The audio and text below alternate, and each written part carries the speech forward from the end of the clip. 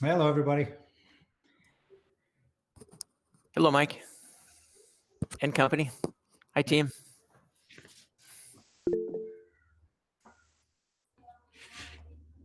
Okay, I'm just waiting to see. I think we only are missing Lisa. So just waiting for her to pop in here before we get started.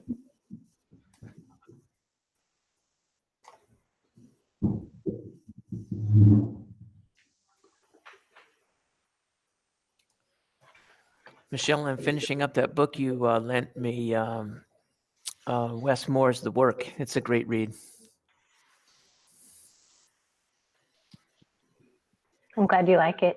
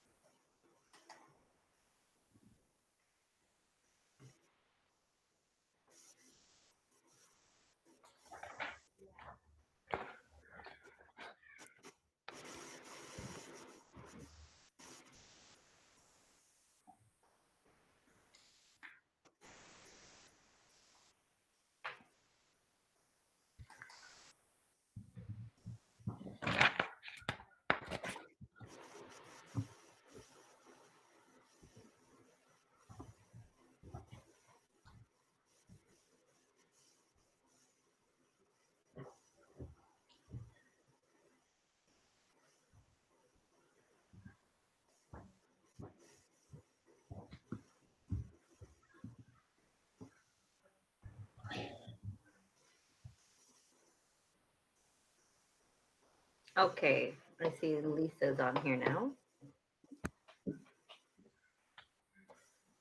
Hi, everyone. Sorry, it was a password changing time, and it conveniently didn't ask me to change my password 30 minutes ago when I got onto my email, but it did it right now before the meeting. So my apologies. No worries. Thanks, Lisa. That sounds about right. Yeah. That's usually how it goes. All right, I am calling this work session into order for the Hillsboro School District Board of Directors. Our first item on our agenda for tonight is our facilities naming update with Mike. All right, thank you. As you all know, we've been engaged in this process for naming our new elementary school in North Plains for the last several months. And we're at a point now where we presented a list of names at the September 22nd board meeting. And as you're all aware, one lone finalist was sent forward for consideration. At the meeting last week, though, there were we had significant discussion around this, and there were some concerns that were raised, as well as some strong support for this. And following our meeting, we had the opportunity to meet with a couple people, David Harrelson. And David Harrelson is the Tribal Historic Preservation Officer for the Confederated Tribes of Grand Ronde. And we also met with Daria Bingham, who she works for the Hillsboro School District. She is the Title VII North American Native American Program Manager. Sorry, that's a lot of words to get into a quick little area. And so I had the opportunity to talk with those two folks, and they've both joined us here this evening. I want to extend my thanks to them for doing so. We're going to ask, David is going to be kicking us off this evening and of the name that we're looking at moving forward. He's also going to address some of the concerns that were brought up last time while we were all together. And he has also shared a little bit of information regarding what appropriate mascots might include as well. So he's going to start us off. Then we're going to move to Daria, who's going to share some feedback from the Native American Parent Advisory Committee. She had a chance to meet with those folks about a week and a half ago. And then we're going to have Casey share a little bit about the mascot selection process. So with that, I would like to turn it over to David. And David, there has been the name of this new school that's been sent forward has been pronounced in a variety of different ways. And so if you could take a moment when you start and help us with the pronunciation, because we know that there is power in getting names correct, and we want to make sure that we're doing that. So David, are you ready? Yep, I'm all ready. Thanks for having me. And the introduction. Quality Ridge, at Quality Ridge, at Quality Ridge. It's not at quality, it's at quality, quality. I can write that out phonetically in the chat when I get a chance. Is the audio okay? I'm kind of getting some popping and other things. Okay. Well, great. Thanks again for having me. I'm the Cultural Resources Department Manager for the Grand Round Tribe. I'm also Kalapuya. My ancestors have lived in the Willamette Valley for more than 500 generations. In my day-to-day work, I oversee our museum and cultural center, Chichalu, as well as our historic preservation office, doing work all across the state throughout the tribe's homeland. So I work with other people on naming, and I was first approached with, hey, how do you pronounce that? And I was able to work with our linguist to actually get a whole pronunciation sheet and guide. And I'll resend those materials again, but there's actually a recording of a linguist pronouncing it, but also phonetic writings that can potentially help teach yourselves as well as teachers. It seems almost as if it was time for this. I know that it fits within your process, but yesterday was Indigenous Peoples Day, and the Indigenous people of the Tualatin Plains are the Tualatin people, or as the name that they had for themselves, Otpalati. So the Otpalati people are the Indigenous people of the area, and I think that that is really special that you guys are looking into just providing some basic historical information. I want to be available to answer questions or other things that might be helpful today. So the people themselves primarily lived in villages around Gaston. That was like the village cluster kind of core. And yet there was outlying villages out to Beaverton and areas as far as like Stafford Road near I-205. And so it gives you somewhat of an idea of like the scope and scale. To the south of the Otpalati people or the Tualatin were the Yamhill Kalapuya near present-day McMinnville and out towards Sheridan. And then their neighbors in the other direction would be down along the Columbia and Willamette rivers, and those were Chinookan-speaking people. But it gives you a rough idea of geography. Another thing that's probably most present on the landscape in terms of names is that in Kalapuya, H means the place of something. So so Champui, which is a state park today, means the place to dig yampa root. Chamawa means an inundated place of water. Chehalem means the outside place, Chehalem Ridge. And so you'll see that kind of throughout the Willamette Valley as place of something. The same way as on the Oregon coast, when you see Ne, like Nesquin or Neocani, that's a different language group and it means place of something. So it just gives you a little bit of an idea. It would be like for Otpalati, the place of the Otpalati would be Cha Palati. So that's an example of like a place of that. And instead, though, we just have like Otpalati Ridge would be, it's a combination of the native word with an English word for ridge. One of the most interesting place names that still kind of gets preserved today in English is Chakipi. And Chakipi means the place of the beaver.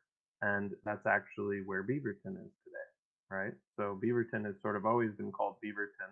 It just had a name in Kalapuya. But when we think about the ancestral people, and I said that there was a village concentration near Gaston, that's because of what was there, which was Wapato Lake.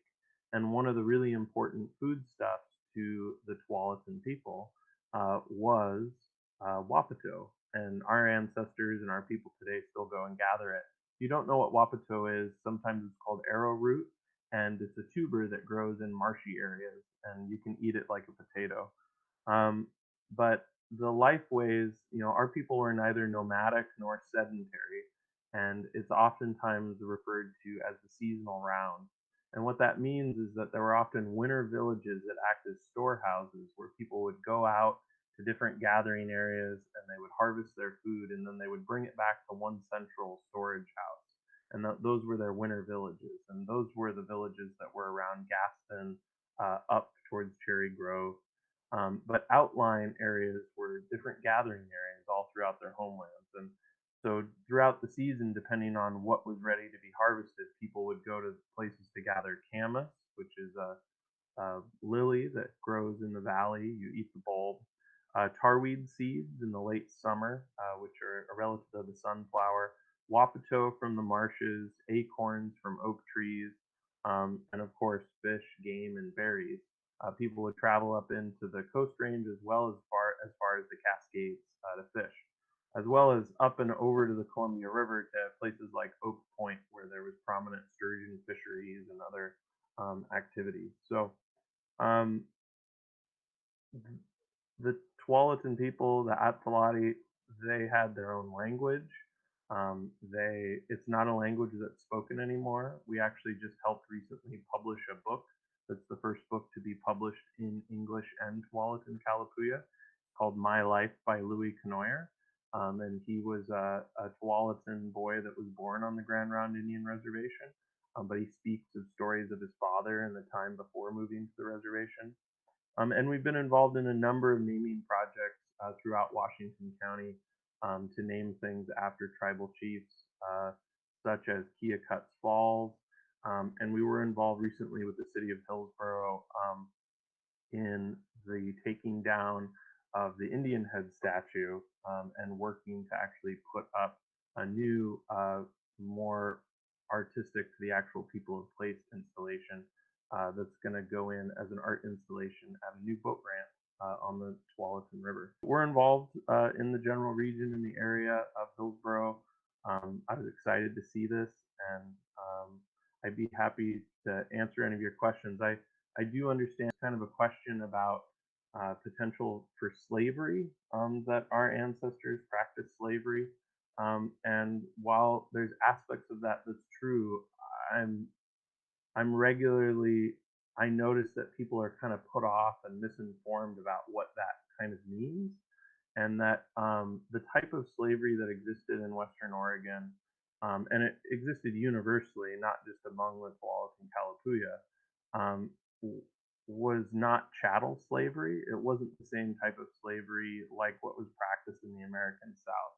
It was the type of slavery that was practiced by pretty much all tribal and indigenous groups across the whole world, which was, raiding other villages for people or brides or other types of scenarios. You could generally buy your way out, right? Like the idea was that you worked 5 days a week for the person that you belong to, and you worked 2 days a week for yourself. And if you earned enough wealth, you could get freedom, or you could marry out. It wasn't stuck generation to generation. There were ways sort of out of it, but it did represent the different social castes and systems and structure that existed. And yeah, so that's just something generally about slavery. Oftentimes the market for slaves were the people on the Columbia River, and the people who were being enslaved were people of Southern Oregon, or in many cases, even the Kalapuya people themselves. So that's just sort of a general history that people aren't as familiar with, but it is a history that existed pretty much ubiquitously across North America among indigenous people, as it did prior to the Industrial Revolution in places like Europe and Asia. And it's that difference that we generally only have a framework for understanding slavery through chattel slavery of the American South. And that's not what was going on here in Oregon among our ancestors. David, one of the questions that came up had to do with, is there support from this among tribal members? And can you talk about that a little bit? Yeah, absolutely. So this is, a perfect, that this name is, a universal fit for the place. So, you're talking about the indigenous name of the people. It's the baseline. It's not presuming to be anything other than what it is, which is the name of the people who've been there since time immemorial. It's really honorific. In addition to holding a staff position with the tribe and being a tribal member, I'm also the Tribal Historic Preservation Officer. And so on behalf of our people, I can, fully and readily confirm, and I'm in that position to do that, to say that, this is a good name. And I appreciate that before it was finally adopted, we were also consulted and asked about it. And that, it went from a public process to, hey, what does the tribe think about this? And at that time, I indicated, yeah, there's no concerns at all. Let me help you, get you some pronunciation guides and other content. So we wouldn't be helping or participating if we had any concerns about them. David, I did have a question about maybe how do we ensure that our work in our district to honor the history and also the people goes beyond just naming of the building, but what are some ideas that we can in our district ensure that as we build that school, that there's some either specific things that we talk about or teach in that specific area, or even in the design of our inside of our building, that there's something that reflects that. And I don't know if you had other ideas as you work with other agencies of examples of doing that work. Yeah, absolutely. That's a great question. And we regularly work with architects or others on ideas of incorporating like the indigenous art form. A lot of people don't realize that we have an art form in this region that is a native art form. We don't have to go to totem poles to get Indian art. The art form of this region is known as Columbia River art. And, because of everything that's happened with tribal people, there are not as many people that practice that art form. But we're soon to see some examples of that, like the art installation that's going in that City of Hillsboro is putting in. I'm really excited about that. If you come out to T'Challa Museum and Cultural Center when we're open, you'll see many examples of that art form. We have a tribal team that was just selected by Metro to do art installation at the new Chehalem Ridge property outside of Gaston, just south of Hillsboro and Cornelius. So it's becoming prevalent, and I think that we can talk about that. The other part that I have to point that is really perfect, a lot of this is ready-made to be taught, even with teachers' guides, in that our tribe has worked, and we have 4th, 6th, 8th, and working on 12th grade tribal curriculums.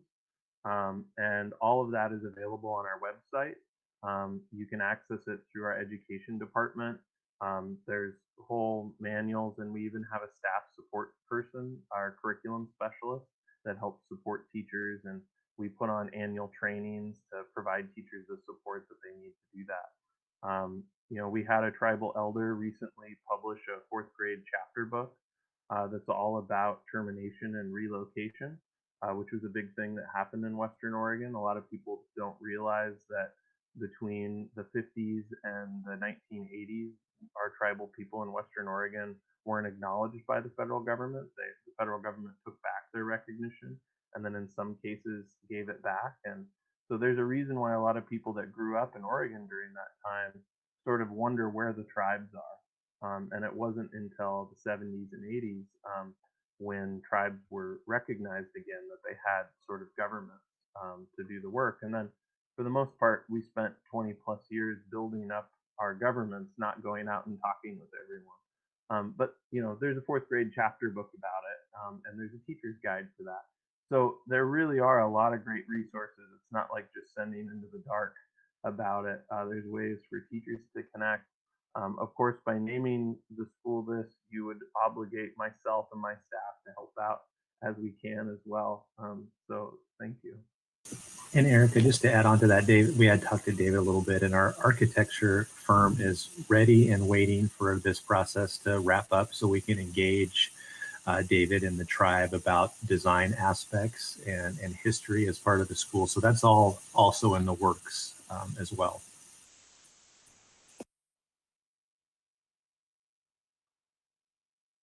Before we send it over to Daria, does anyone else have questions for David?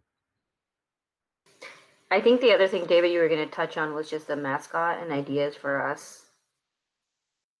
Yeah, perfect. Thank you, Erica.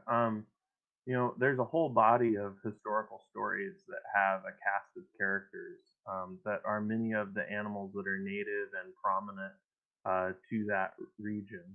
And I'm reminded by friends who grew up in the area who remember when, there used to be herd of elk out on the Hillsboro airport, and like there were times like that and these like visual references or, other references, like in our stories, we have Thunderbird, but Thunderbird is actually condor. And there's all these efforts at the Oregon Zoo to restore condors and bring them back.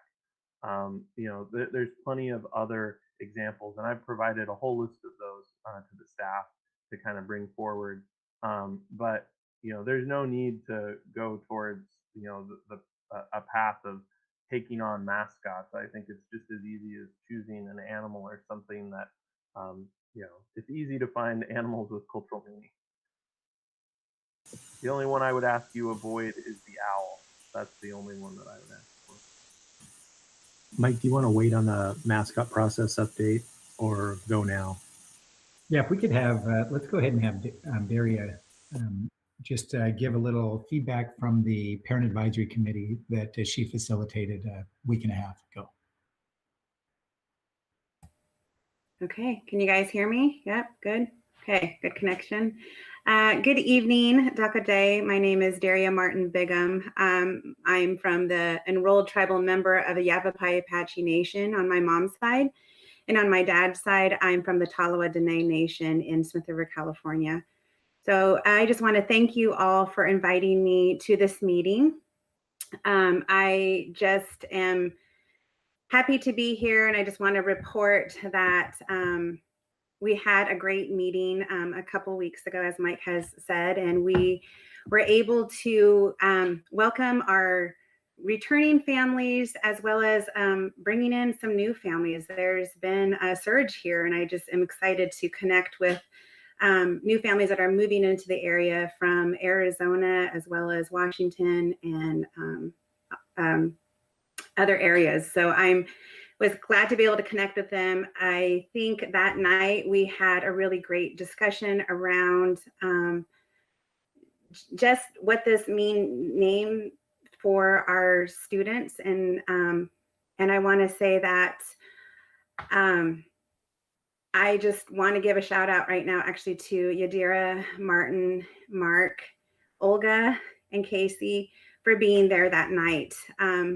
Having your presence there, it just means so much because it just lets our families know that we're being heard and beyond just these screens right now, right? I feel like this was the only way for our families to connect. And so I think it allowed them the space to be able to be excited about this new school and the name and what it means for our students, and to just feel visible, as well as let them be able to collectively process just the feelings that they were having about the last board meeting and just being able to talk through it. So I just enjoyed the time that I got to spend. And again, excited to see where we are going to go in this next school year as far as our relationships with the board and our PAC, our Native American PAC. And I'm looking forward to the changes that will be. And I thank you, David, for being here to just work your magic and say, just get us all up to speed onto the history of the people that have always been here in this area. And again, it's just such an honor to be welcomed here and to have the support of this school board. So thank you. Any questions that Daria can answer?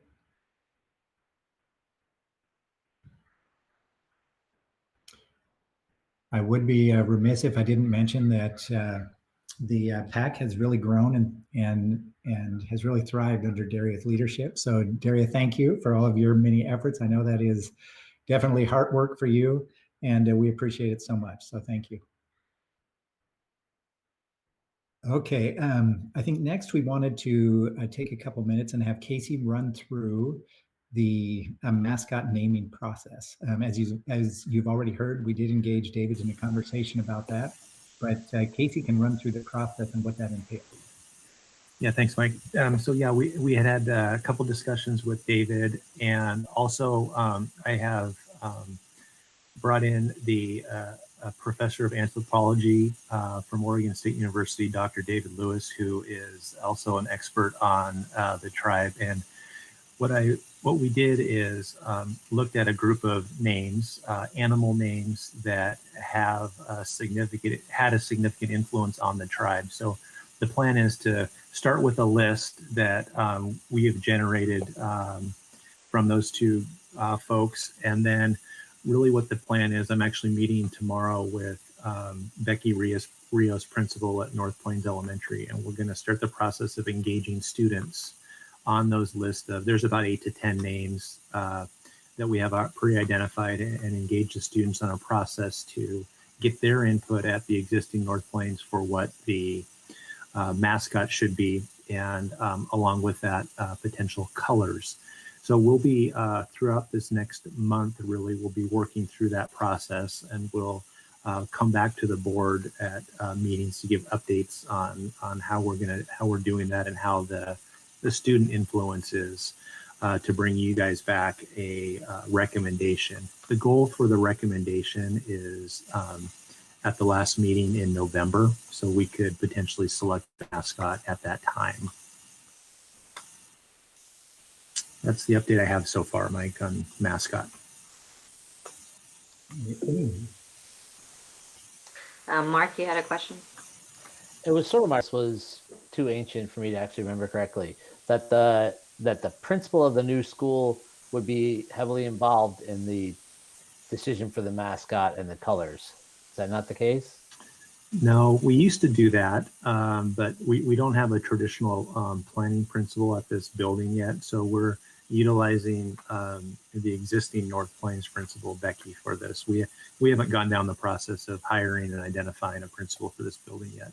Right. That was kind of, I didn't think we had, but I knew that, or I recall that they were heavily involved generally when we chose a mascot. So it was, yeah. Right. Previously, we had done that in the district.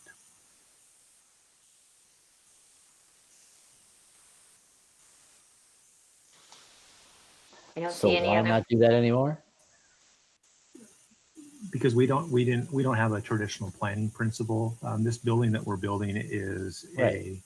a building that's being replicated. So we just weren't in a position to need a principal at this time for the design aspects that we traditionally have had for the prototype buildings. So in the past, when we've had principals involved in the naming of the mascot, they've also been involved in the design of the school? Correct. We would hire a planning principal as we begin the process of the actual design of the school. And then that person wouldn't end up being the actual principal? They would just be the planning principal? No, planning principal to be the principal when the school opened. So different process. Mark, in this particular case, we've had the advantage of, because we're building the same footprint 3 different times, some of the aesthetics will change, and obviously the colors and the mascot and the names, those all change, but the footprint is essentially the same. And we've had the advantage of having Grant Corliss available to us, and he has really been weighing in heavily regarding what it is that elementary schools need as we move into this next phase of construction. I think is maybe your question, are students going to be involved? Because no, it's more of like, why are we deviating from what we've done in the past that's worked? Well, so typically we have we've done other schools where they're the same footprint too, right? We have over the years. This time around, though, it's really just not necessary. We haven't done the boundaries yet. Those haven't been established yet, so we don't know the number of staff that we need. This is something that would probably take place later this spring. But right now, we're on a timeline to get the mascot named and the school named, but we just don't need a principal at this point. Yeah, I don't think I'm going to find a reasonable answer as to why we're doing it differently this time. But I'm sure all those things were in place the last time we opened a school. But all right, that sounds like we got a plan. I do like the idea of getting their students involved, though. I just wanted to highlight that. And I don't know if that's how we always done it before, but just wanted to say that I really appreciate that. Yeah, we will involve the students. And Mark, there's also a money issue to this as well. There really just isn't the work needed right now to hire another principal at this time. I think that will pick up a little as we move into the spring, but at this point, it's just not needed. I know David, if you're still on here, you've got a number of us curious about your owl comment. Can you enlighten us on that? Sure, I'd be happy to. To some families, owl is brings about change, and so change is sometimes viewed by some families as a bad thing, and sometimes often associated with death, right? Like a bringer of messages of death. And so it's kind of a thing within our community where it's like, well, there's some people who will say, yeah, it just means change, and then other people say, yeah, it means change and death, like keep it away. And so there's just kind of that's like wrapped up, and it's not clean and clear, right? We have our own conversations internally as a community. A lot of it's family based, but it's just one of those things that generally we like that's something we would just say, stay away from that conversation. Thank you, David. If there are any other comments for either David or Daria on our naming process? I don't see any additional comments. I just want to say thank you to Daria and to David for coming on and providing this information for us and educating us on this, as well as partnering with us and ensuring that we're hearing from our families in our communities, as well as remaining respectful and honorable in celebrating in our naming process. So I really, really appreciate your time. And I know that it's kind of a big ask for us to, request this time of you on our timeline. So in that way, we're also super appreciative of you making time and coming on to our board meeting, David. So please pass along our gratitude. Okay, with that, we are moving to our next item on our agenda, which is the SRO update. All right, I'll go ahead and kick us off here. As you're aware, we have been talking about this process for several months now, and our goal has always been to have a very thorough process. At the last board meeting, there continued to be questions about the scope of the work that school resource officers engage in, and there continue to be questions about really just how they spend their time. So we've invited a couple guests here this evening. We've got OJ Gully, who's the principal at Evergreen Middle School. You've met him before. He spoke to us before. And we've also got Mox Herman here with us from the Youth Services Division of the Hillsboro Police Department, who is a school resource officer. And he will be sharing some information really on how he spends his time. We also have Sergeant Gilbert, and will be here as well just to listen in and to provide any support that is necessary.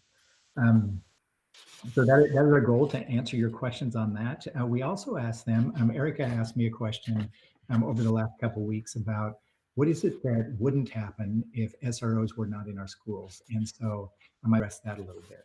So they're going to kick us off. And following that, we've got Morgan Quimby. And Morgan Quimby has been working with Alex, and they've been working with Georgetown University. And their partnership with Georgetown originally started as we continued to dive into the disproportionate student discipline data. And when the SRO issue came up, we expanded that partnership.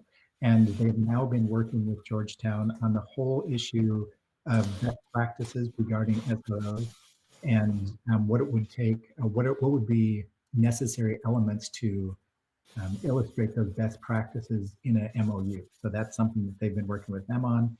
In addition to that, she's going to be sharing some information from the National Association of School Resource Officers, just recommendations and best practices that they have. And she's going to show how those, there's been really a coming together of the concerns that have been raised here by the board, as well as in our survey, and how those come together and really mesh with the best practices that NASRO recommends and how we want to make sure that those are all addressed and illustrated in our new memorandum of understanding should we choose to retain SROs. All right, then I will wrap it up with just some next steps.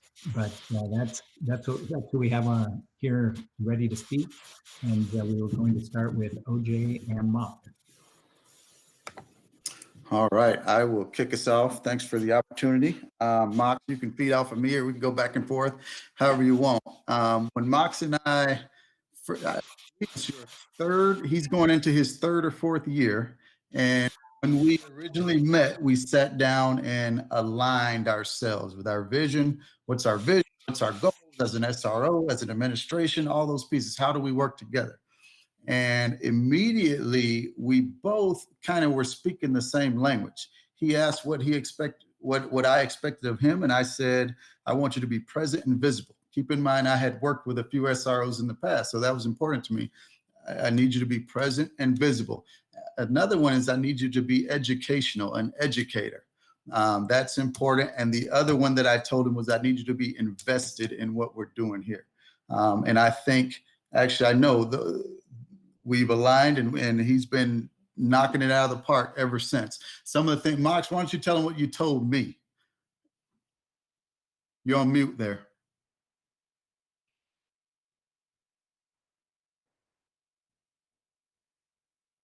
There you go. Can you hear me? There you go. Yep. There we go. All right. Sorry about that, you guys.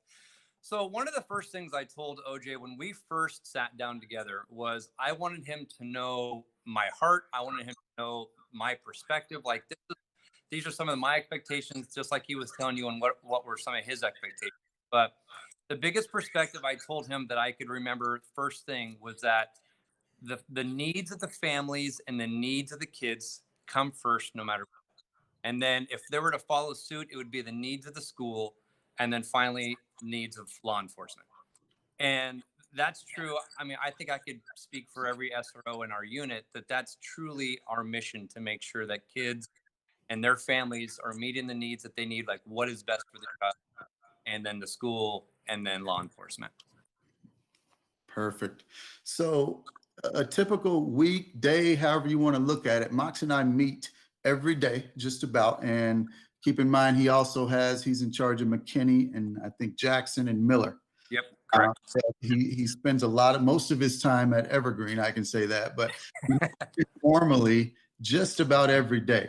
But we meet in a formal meeting once a week to where we sit down and we talk about those things that I talk about my that I talk to my admin team about, like what's going on in the school. I treat him as if he's a staff member, which he is. The other thing is that at the beginning of every single school year, I introduce Mox to our parents, to our kids, as if he's another staff member. I want them to see him as a resource, as somebody they can go to. And it's worked, at least for us at Evergreen. It's truly worked. He attends our parent club meetings. He attends our back to school night, our first day of school for kids. He's there, and not just there, but he's visible. He's present. He's in assemblies. He's throwing balls and doing everything the rest of us are doing with the kids. Yeah. You'll find Mox when he's there at breakfast, at lunch, at the bus ramp after school, and he's with us. I can't tell you how many times Mox and I, or Mox and another administrator, or Mox and a teacher has been sitting down and playing cards with kids, or playing foosball with kids, or whatever whatever we have to offer at Evergreen. He's doing those things. So I'm trying to paint the picture that it's not just a police officer that's there in the building. He is a resource. We strategically put him in our counseling center. At Evergreen, our counseling center and main office are split. He has an office in our counseling center strategically because I wanted him to be viewed again as that resource, and rather than by parents and students, rather than as, oh, his office is next to the principal or the administrator. There has to be something there that's going on. He's in the loop on every single thing that's going on in the school. That's not the case. So we've been very strategic around the things that we've kind of put in place at Evergreen. Some of the things he's also done, and then Mox, you can jump in, that's important to me is and he'll talk about his Monday with Mox, but I talked at the beginning about he's an educator and he's educated students and families on social media, on drugs and alcohol. We've held events, night events for parents to come in and do those things. So again, he is an educator according to us. Mox, you want to jump in? And Yeah, absolutely.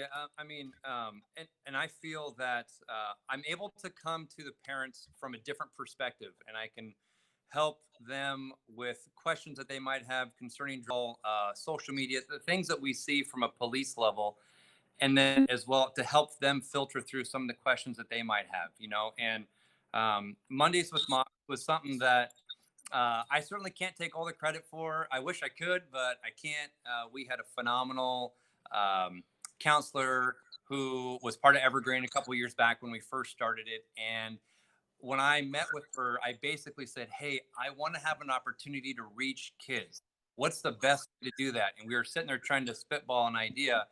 And we basically came up with, well, let's start a video series called Mondays with Mox. And that was the eventual name of it.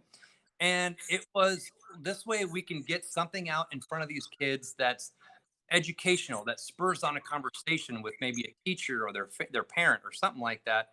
And it's something that they can see me, and they don't just see a police officer, they get to see me. They get to talk to me. They get to identify me. And that's great. And it has spurred on wonderful conversations that I get to do in the school or outside of the school when I see kids or parents or families. And it was a blessing. It was phenomenal. I had a great time with it. He's also involved with he's at our attendance meetings. He's at our care team meetings. He's at all those things, but he's not there as a hammer. He's not looking to hammer kids. And we talk about that a lot. Even at sometimes, to be completely transparent, parents request it. Parents request Mox to, hey, I need you to come meet with my kid. And this is what I want you to do. And we hold off on that. Pretty much every time we hold out what's best for the kid. Right. And he's very transparent with parents. Like that's not my role. That's not why I'm here. So another thing that I appreciate about Mox is that he has an open door policy. He is in the counseling center, and I can tell you that we have so many kids that go in and out of Mox's office because they want to, because they talk to him, that want to eat lunch with him, that do those things. So that open door policy has been a big hit for us. It's been huge. And then some of the other things like safety. He's participating in our lockout drills, our lockdown drills, our earthquake drills, all those things. Mox is a thought partner with us, but he's also participating so that when we share out to staff afterwards and students afterward, this is what worked, this is what didn't work, this is how we need to improve. Mox is right in on that because he's viewed as that piece of knowledge, that staff member that's like, oh, okay, that's great. That's coming from Mox. That's good information. So again, it's just a lot of the things that we do, Mox is involved in because he's just a staff member.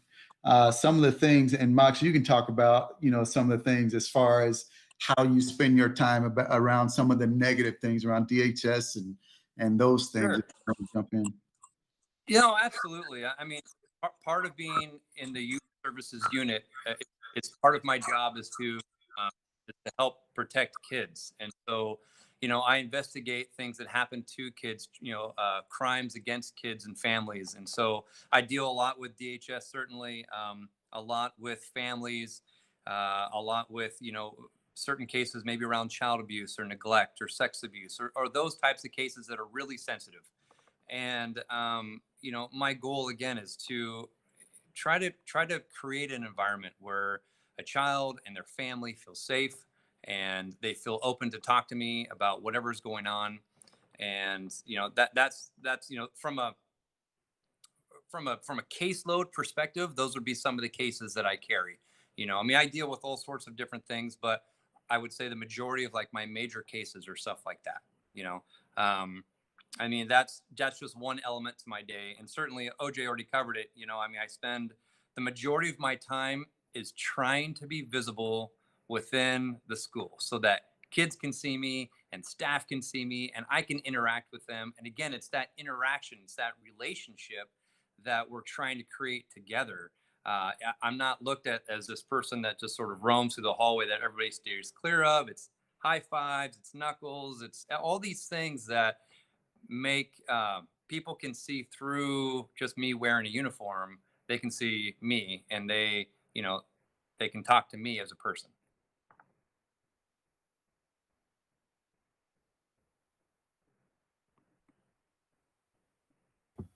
You're muted, OJ. There you go. There you go. I can hear you now. Okay, gotcha. At the middle school, drug and alcohol incidents have been up. Obviously, CDL right now, not so much, but in the building, but they have been up.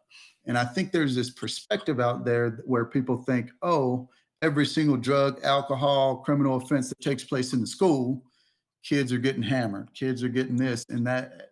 Completely transparent, that is not the case. There are so many times that have taken place where, we bust a kid for drugs or alcohol or something. And do I consult with Mox to talk about it? Yep, because I view him as that other staff member, a thought partner. But 9 times, I don't want to put a number on it, Mox. Maybe you want to, but most of the time that is not the case. Yeah, I agree, OJ. I don't mean to interrupt you, bud, but totally. I mean, the majority of the time that we meet with a kid concerning drugs or alcohol is mainly for an educational purpose and like, hey, what else is going on?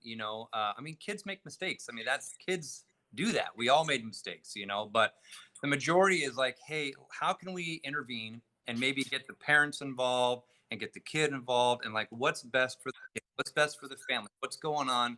How can we help as your partner? Yeah. The other piece around safety, if there's a threat to someone's safety, more likely than not, we're doing a threat assessment. And that's something that myself or one of the other administrators put through, and we include Mox on those. Yeah. Also, as a thought partner, we meet with the family, we meet with the kid, the parent, counselor, myself, and Mox to just rally around the kid and see how can we support, what resources are needed. It's never a situation where a kid's going to get arrested or something like that. It's always, okay, I'm Detective Mox and this is my role, but I'm here to help. I'm here as a resource. And he's honest with families. Sometimes, the school doesn't have resources that I maybe can help with. He will tell them that, and we go down that path, but it's more of a partnership than anything. So I wanted to be clear about that. Yep. Mox, anything else?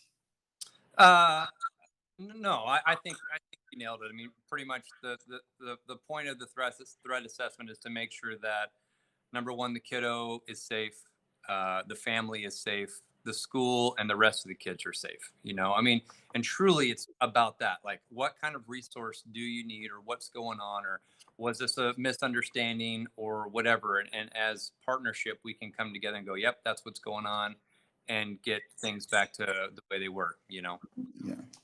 A couple of things for me on if Mike asked us to talk about if an SRO is not there, what happens if we lose SROs? There's a lot that can happen, to be truthful about it. I've been on both sides of the coin to where I worked at the high school, now at the middle school. And I don't know if you all remember back in, I forget the year, but there was when the situation with the wall came up, and I think it started in Forest Grove, where there were walkouts, student walkouts that initiated in Forest Grove, and it led to our students hearing about it and then walkouts all over our schools.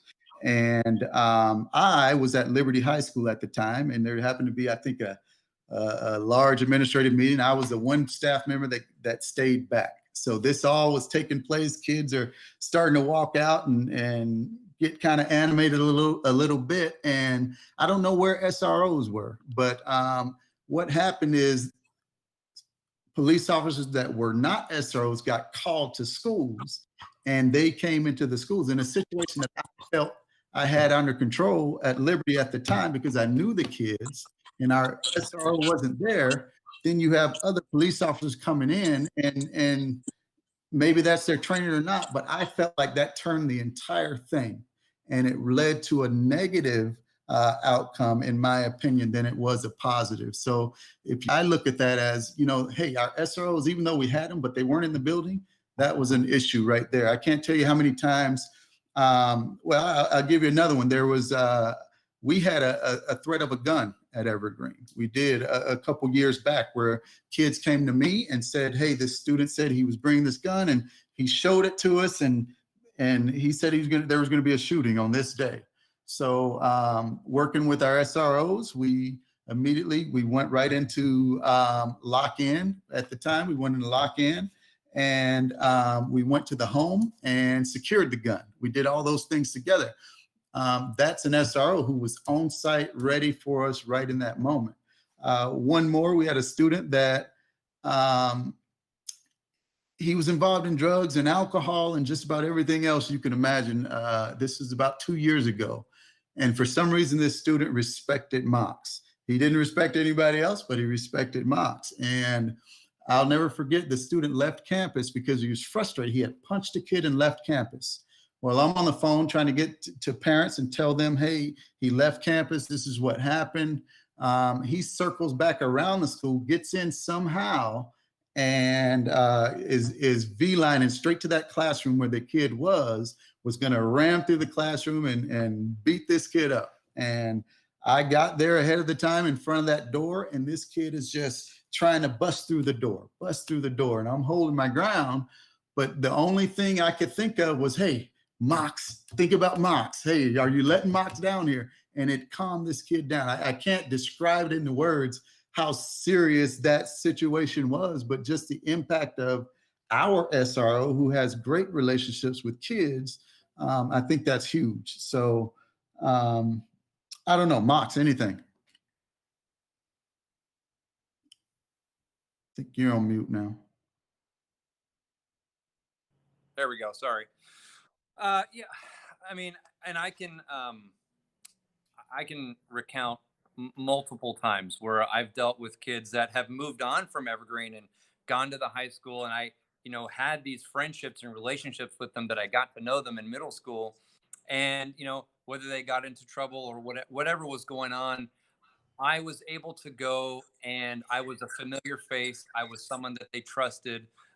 We had that relationship in place, and a situation that potentially could have gone all sorts of sideways maybe happened to be worked out in a great end, and ultimately everybody was safe. And that's all I ever want. I just want people to be safe. I want kids to have a safe environment to learn.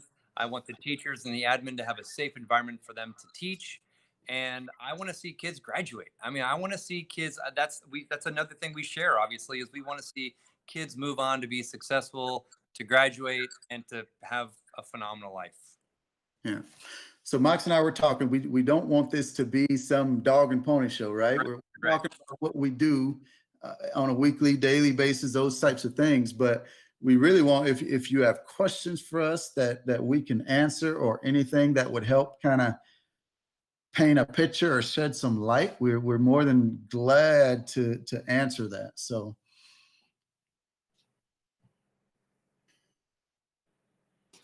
Mark, go ahead. You mentioned paying quite a bit of attention to the idea of being visible, especially amongst the student population.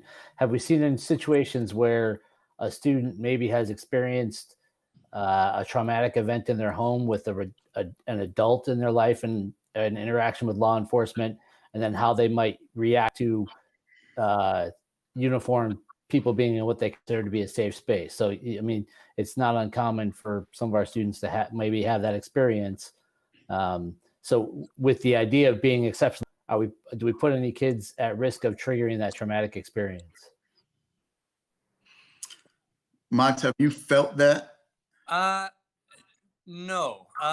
Well, so I have dealt with a lot of kids that I know have had either traumatic background, or they flat out just say, hey, I don't like the police, or I don't trust the police. And that's cool. Like, I don't take any of that personal. Again, like my role is to try to create a relation or build a relationship, create a space where they feel safe. And I've had a lot of kids come up to me and say, hey, my previous run with the police wasn't so positive, but the time, I mean, you're like the only cop that I trust. And I've had several students say that to me, and I that's really awesome. You know, I've had, you know, walking through the hallways again, for me, it's this opportunity for me to say hi to kids. So I'm walking down the hallway and it's, hey, Mr. Mox, or hey, Officer Mox, or hey, you know, Mox, or whatever. And I'm like, hey, what's going on, guys? You know, like, how was your weekend? And it's a personal, it's not this very formal. That's just the way I am, though. I'm very informal. I'm fun. I don't take myself real serious in that respect. And you know, again, like, I want to create that fun, safe environment for them.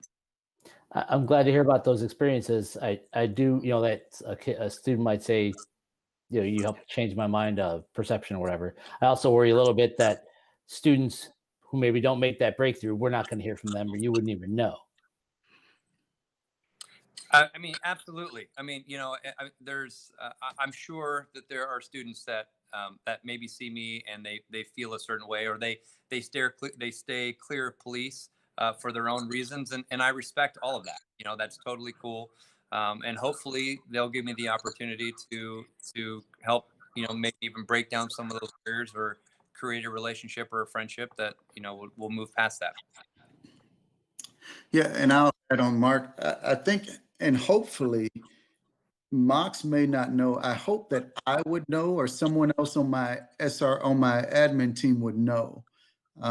We try to know every kid, and whether it's a counselor maybe, but we try to reach them. So if there's a situation where they tell us, you know what, they don't feel comfortable or they don't like the police, then we know that, and we're sensitive to that, and we don't push the envelope or anything like that. But by all means, we do try to break down that wall and that barrier. We do everything we can, but we don't push that on kids. So you're saying that has happened then? I've had kids in my office to where, yeah, that, you know, in the past, it's like, hey, do you want to get Officer Mox's experience on that, or you want his take? No, I don't think so. And we don't push that. So yeah, but I you know, that hasn't happened very often at all. Have another question from Sheehan and then Yadira. Yes, thank you. This question is for Mox. You had mentioned that a lot of the calls that you respond to tend to be from abuse or neglect. Now, when you are at a school site and you receive a call or a notice of having to respond to a call, what is the difference between getting dispatched as an SRO versus another police officer just getting dispatched through, you know, contact with a DHS caseworker or something like that? Like, is there a delineation between the two? You see only students that live within your territory and kind of your school parameters? What does that look like, I guess? Yeah, that's a great question.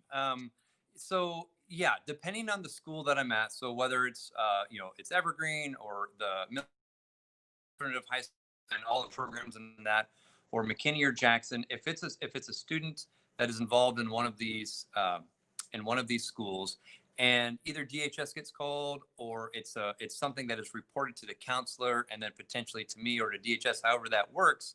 The nice thing with me, or the nice thing with having an SRO being involved in that, is either already know the kiddo, or the kiddo is already really aware of us and they know us. They, you know, I've had a lot of kids where I've spoken to them and they're like, hey, I may not know them by name, but I'm like, hey, I'm Mox. Do you know who I am? And they're like, oh yeah, you're our SRO. I'm like, oh, okay, cool. You know, and then I'm here with DHS and doing that type of thing. So I think it helps break down, because it's already maybe a sensitive incident. And so again, I don't want to make it more sensitive. So we try to, the best that we can, you know, only have to go through the process with the kid and the child and the family as few times as possible. And so, sorry. And so the other part of that is the relationship that I might have already built with the students. If you have someone who doesn't have that, who doesn't maybe understand the, you know, how the school function works and everything, you know, all the ins and outs of that, and the atmosphere and the environment, we we are sort of that liaison between law enforcement and school. And so we can, the admin team knows us. They already know how we work. They already understand we work together on just about everything. And so it makes that transition and maybe a really delicate topic a lot easier to talk about.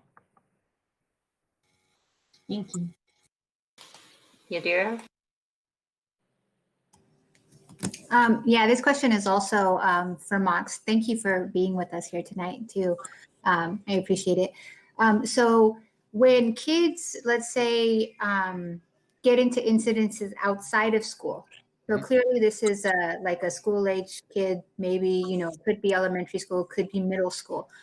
Are SROs involved in those? Like, does a department, like, let's say if it's an officer that is not an SRO, responds to this incident and then, things start unfolding, are SROs notified, like according kind of be that trusted person, right, for the student, or is it strictly only with things that happen at school? That's a great question. Thank you. I'm also enjoying myself. This is great. Thanks for having me. So yes, if we are working and we're on duty, then if there's an incident that's happening outside of school, and I can tell you, I've had multiple times where, because we're all listening to our radios and we can hear what's going on through dispatch and maybe what the patrol officers are dealing with. And I've had it where I have a student that I recognize who was not at school where he probably should have been, and was doing something that, whether or not he was, the circumstances, I think he was, I don't exactly remember what he was doing, but he was doing, I think he was either trying to get into a fight or he was involved in some sort of fight outside of school. I think those were the circumstances. But right away, I recognized the name. I knew I had already built a relationship with this kiddo, and I left the school to go and deal with that. And so one nice thing is, yes, there were patrol officers already there with him, but when I got there, he was able to calm down. He was able to talk with me about what was going on, and ultimately I was able to get the kiddo back to school where he needed to be, and everything was fine. So there is a lot of time where SROs, and we're listening to the radio, or maybe we get a call or something that's involving one of our kids that we know. We try to go out the best that we can, because if we have that relationship already established with them, no matter what's going to happen, that kiddo's going to feel safer, and they're going to feel like this is a good thing, and I'm going to be okay. Hey, Mox, I feel like there's been times where over the weekend something happened and maybe you weren't working, but because you're the SRO, you learned about it, they informed you. Yeah. Called me or brought it to me the next workday. I feel like there's times that has happened. I don't know. Yeah, I've had stuff where this happened over the weekend. I might get a report of an incident that occurred involving one of our kids, and I'm able to get some of that information and at least notify the administration at Evergreen or whatever school, hey, this is what's going on. We might need a little extra, TLC for kiddo, or this is what happened, and just to make the transition back into school a more positive, place for him or her. But yeah, that certainly does happen. And what's, patrol knows that when SROs are on duty, we try to respond them as much as we possibly can to calls that are inside or outside the school. But ultimately, if they're kiddos that we know, then we can better handle those circumstances. I just had a question, or kind of just trying to crystallize a little bit better. One of the things that our board members have asked for is specifically, like, what are the things that we would go without or we would lose out on if we didn't have this? And I think in hearing the conversation today, I just wanted to make sure that for my reference that I captured accurately, but one is just the visibility of having an SRO in the building, educational program or chats that we have with parents and students around drug, alcohol, social media, things like that. And then an additional thing that I wrote down, which is an additional positive adult relationship in the school. And I just was wondering if there were anything else or any other additional things that I might have missed about what that role provides, or what would we lose out on if we didn't have those? Out though, and you said education, yes. So at the middle school level, this year we were moving to incorporate health. So it's been primarily PE. We're putting a lot more health in, and our SROs this year middle school were expected to, during that drug and alcohol unit, all of those, they were going to push into health classes and teach those, help to co-teach those with the PE health teachers as well as counselors. So that was one thing that we were extremely excited for, but because of CDL and things, that didn't take place. So, but I think you hit the other ones right on. Just that thought partner, that visibility, someone that's kind of that liaison for us, and in all honesty, just a resource, somebody that's there that kids know, kids respect. One thing I don't know if I talked about is he's served as a mentor to a lot of our kids. We assign him as a mentor and kids love it. Obviously, we speak with parents first, but that's just been a huge help to us, a huge support to kids. So just that male role model, there's females at other schools, but a male mentor for us was huge, and Mox served that role. I have another question, but I'll let Martin go. Thank you, Madam Chair. Thank you, Madam Chair. And thank you, Mox and OJ. I've been a member of the Mox and OJ fan club since I met both of you. So you guys are doing great work. But that doesn't, stop me from having real questions about the SRO program. So I just was debating whether to say anything because I got so many questions swimming in my head. But I figured since we're running ahead of schedule, I would just take the floor and speak for a minute so people listening can know, really how unclear I am as a board member on the program of SROs. And I say that understanding that Mox, you're a superstar, and OJ, you're a superstar. And part of it is we sort of have lightning in a bottle here, where we have this magic of the OJ and the Mox partnership.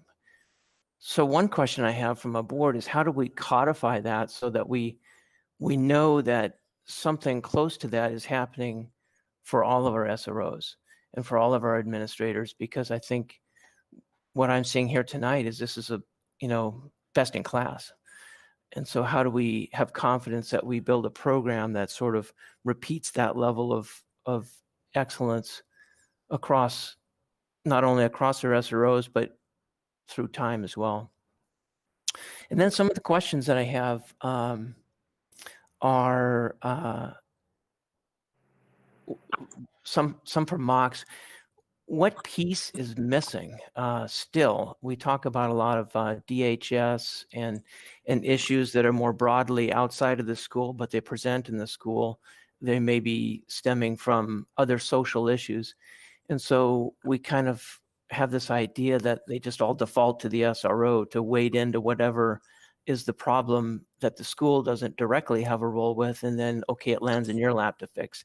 So if that's kind of a piece of the equation, what else do we need besides an SRO, moving throughout our buildings in terms of shoring up the gaps in potentially the needs of the students? So that's a question. I don't need an answer to that one because I got a few more I just want to throw out there just so you kind of know how unclear I am. I think the nature of policing in America is changing, and where it's going, I don't know that anybody knows. I certainly don't.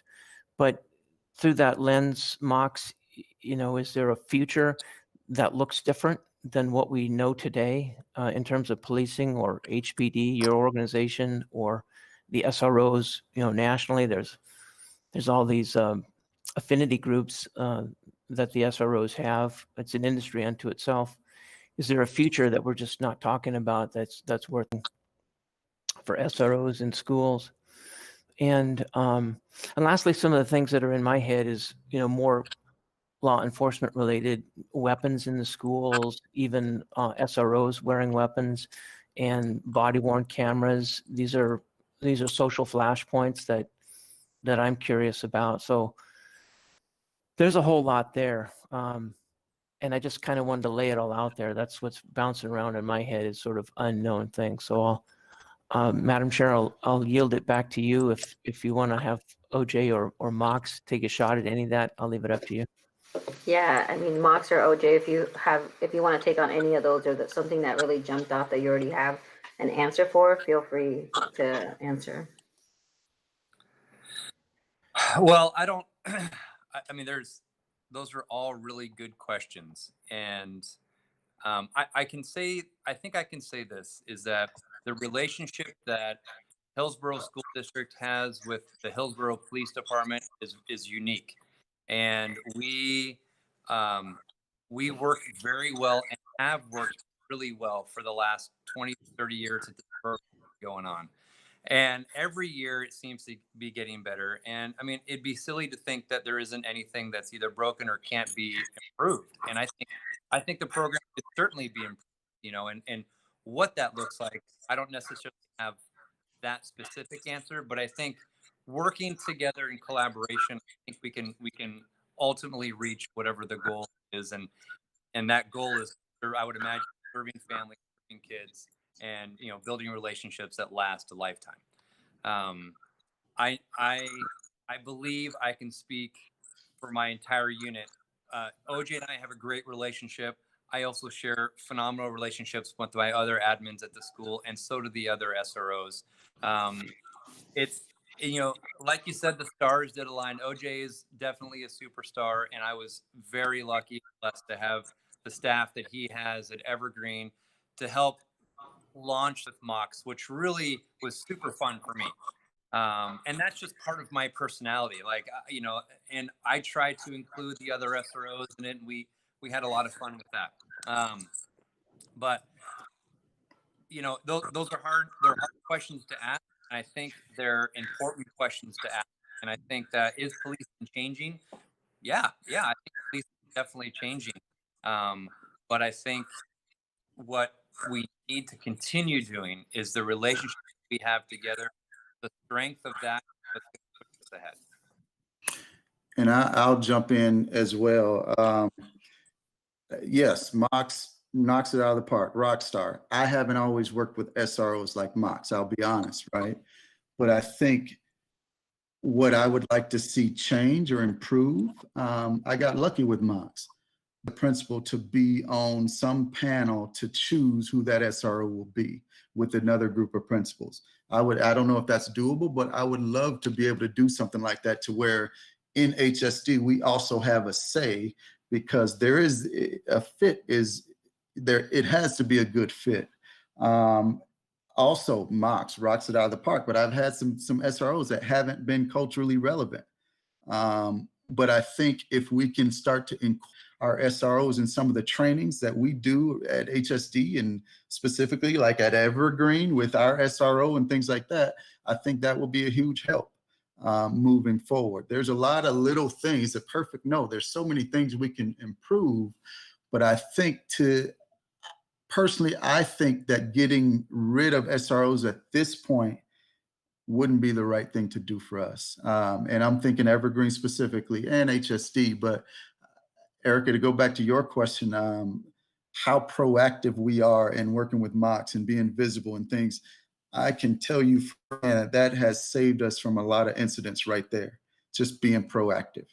And so I don't know. Yes, improvements, but to just go away from it, I don't know if that's the right move for us. Just my personal opinion. I think so. Things that that I just wanted to highlight is that as a board and a district, we are doing a lot of work in becoming an anti-racist school district and really undoing a lot of the harm that has been done in our communities of color. And when it comes to partnering with other agencies and organizations, we really want to see where those agencies and organizations are in their trajectory and in this work, and seeing if they align with us. Because I think in order to get to that true partnership, our values have to align. So I don't know, Mox, if you know where your leadership or what work has been done in either moving to that community policing or restorative justice work in that space that really aligns with what we as a district are doing. So for anybody, sorry I didn't introduce myself yet. I'm Leland Gilbert. I'm the new sergeant over the Youth Services Unit, and I think I can address your question, Erica, as well as add to Mox's response to Martin's question. I think you know, policing has changed a lot since I started in the job. I became a volunteer in 1995, and I've worked for I think 5 different police organizations over the years. And each organization has its own unique culture, and I'm really proud to be where I am now. I think generally policing has changed a lot since 1995. You know, even the best intentions sometimes take the wrong path, and I think Martin, I would say change has occurred, but change doesn't occur overnight. And I don't think that we're at the finish line.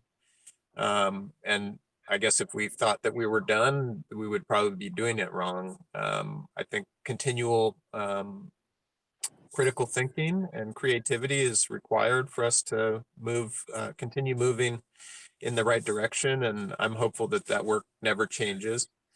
I spent a year on Hillsboro, the city of Hillsboro's equity team, which is throughout the whole city of Hillsboro organization. And I know from that work that there is a deep commitment within the city infrastructure to race and equity work.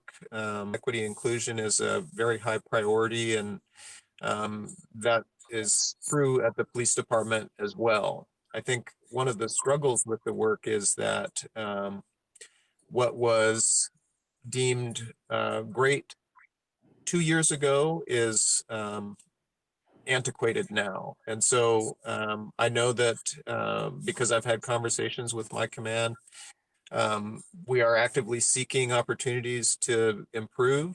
I think to address your question, Martin, about how do we ensure that all the schools are consistent, and how do we you know, codify good work and make sure that it's happening across the board. I think being collaborative, a robust MOU is a really important part of that.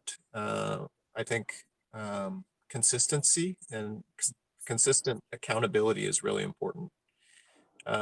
My investment in the work I'm doing now as the youth services supervisor is personal to me. I've experienced the joy of working as an SRO, and I have kids in the school district. So I'm deeply committed to diversity, equity, inclusion.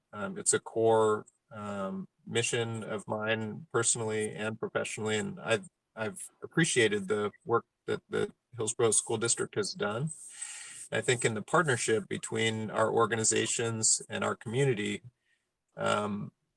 we'll be able to move forward and move towards better outcomes for all of the people who live in our community at a much faster pace than if we were to isolate each other or you know, it's so important to acknowledge, I think what Mox said is that this program is for kids first, and the positive outcomes for kids is really our goal. I think from my perspective, the most vulnerable communities are communities of color and youth.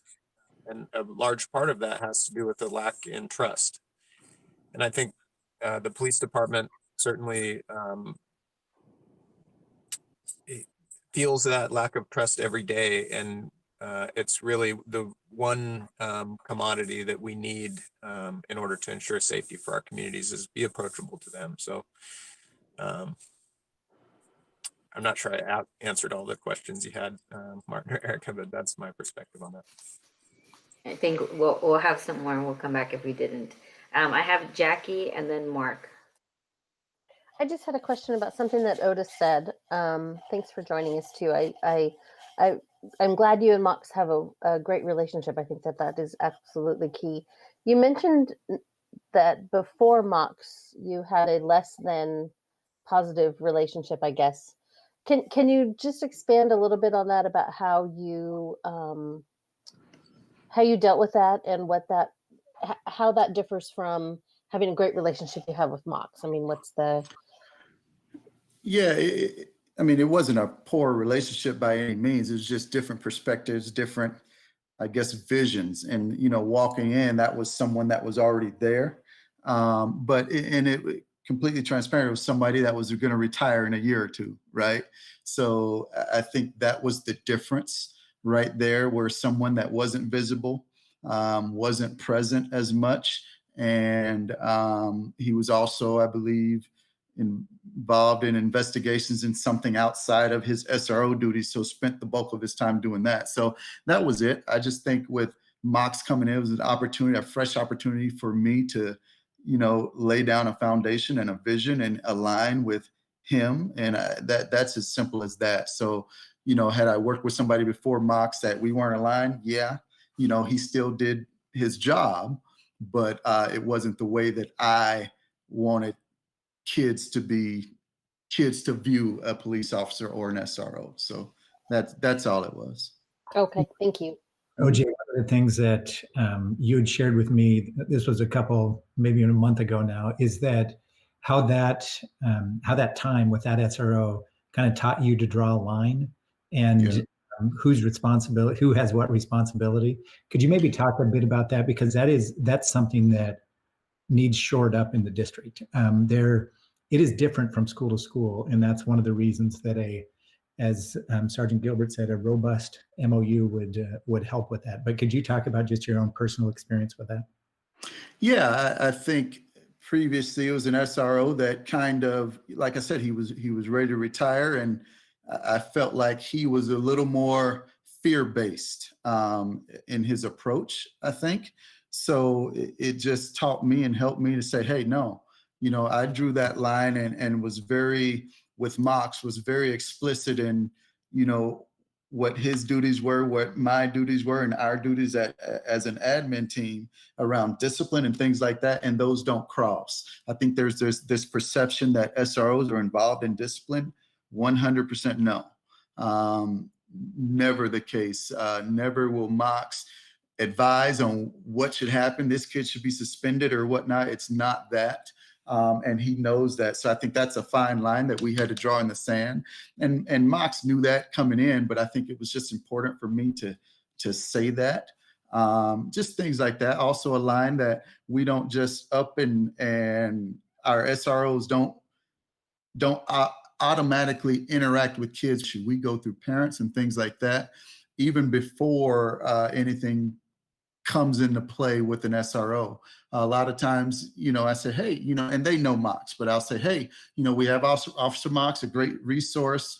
If as a parent, would you like to talk to him? And that a lot of times that goes into play, which then leads to the parent and the kid meeting with Mox or something like that. But we are very explicit on on discipline and what an SRO does and does not do. And it's never, since the 3 years Mox has been, it's never been an issue whatsoever. So. Thanks, Otis. Mark and then Maya. Lee, you mentioned that from the Hillsboro Police Department perspective, it's about kids first, putting kids first. Have you guys thought at all about, or can you share anything about what you're considering or what your plans might be if there were no SRO program, and how you would continue to meet that goal? Yeah, we have, and I think the depth of that thought is, that it's relatively low on the list at this point. What I can say is we would start from scratch and reach out to our community partners. There's a lot of community partners out there, the juvenile department, the multidisciplinary team, the DA's office, Youth Connect, Boys and Girls Club, and we would try to form a group to kind of regroup and reformulate what a youth services unit looks like if it doesn't have access to schools. So a complete redesign, I think, is the most appropriate answer. Maya? From what I've heard, Officer Mox, you work really well with creating relationship with students and with schools. A concern that I have is, can we expect that same performance from every SRO? And if you SROs are not meeting that expectation, would that be doing more harm than good to our students? And that's just a concern that I have. Maya, can you repeat the last part a little bit? And Mark, could you mute yourself so that it cuts off a little bit when there's other mics on? I just said a concern that I have is that can we expect that same performance from every SRO? And if few SROs are not meeting that expectation, would that be doing more harm to our students than good?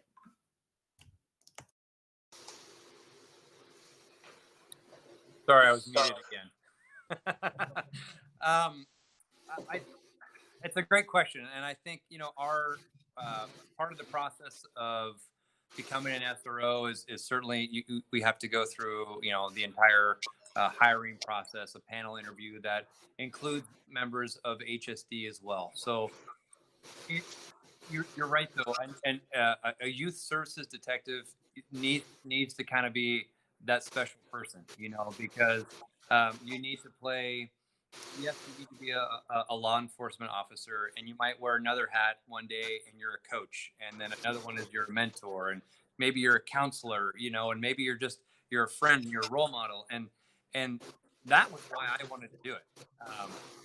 I have coached kids for years. I've coached my own children in sports and other kids, and I love it. And I think that for me, it's satisfying to see a kid grow up and do the things that he or she wants to do. And it's just a phenomenal process of that.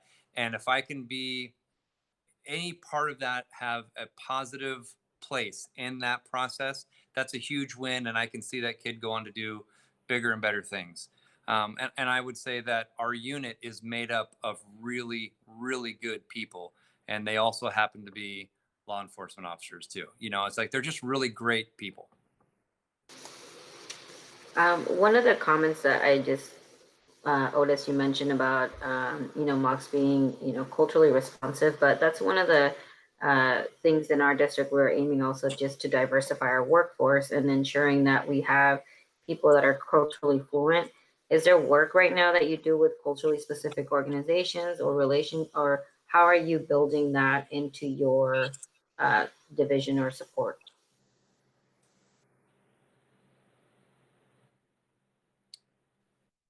Is that for me? Was that a question for me? Or you or Lee? Yeah, either one. Yeah, maybe I could answer that one, Mox. Since I took over supervision of the unit, we haven't really had people deployed to the schools. So I can say right now there's none of that going on. I am hoping that should the unit, should our organizations continue the partnership, that we'll be able to find some ways to do that that work for both organizations. I think my sense is that part of my job is to ensure that hiring processes for youth services detectives are inclusive, and that when we seek out folks that are going to be a part of the hiring board, for example, that we choose diverse folks to be on that, including parents and students and some folks from the school district, so that the community can help us choose the people that they feel are appropriate for the position. And then I think accountability is a really important component.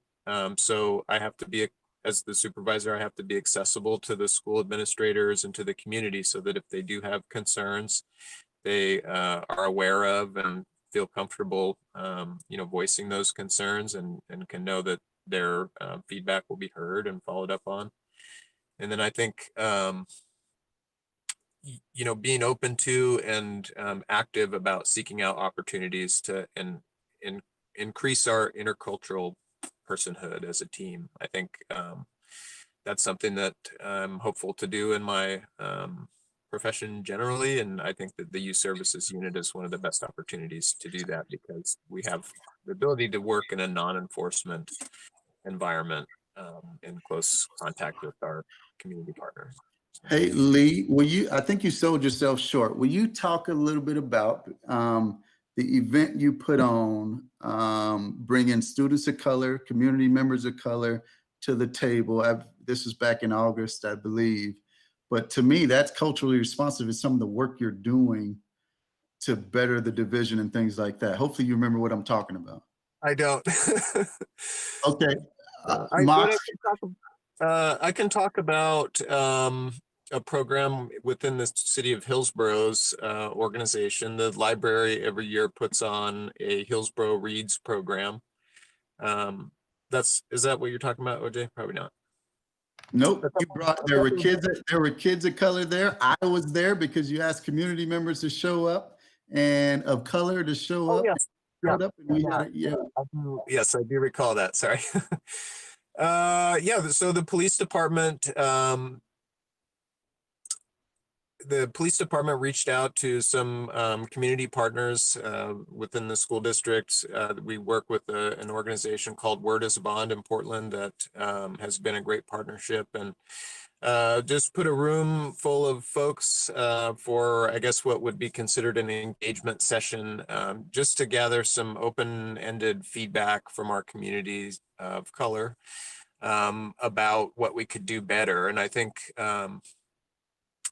it's a step. I would say it's a step forward. It's nice to know that our organization is working towards that. And OJ, I just would say, I'm hopeful there will be follow-up. I did meet with the chiefs to provide them with feedback, because to me, it's a really important, it is important to acknowledge that work, but it's also important to recognize that it's not perfect and we can continue to build on that. And so, there are some things that we're doing actively. I think there's, I will say just personally, any opportunity that I find to help the community and the police department sort of bridge the divide that we have. And that's, I think, especially relevant to our communities of color.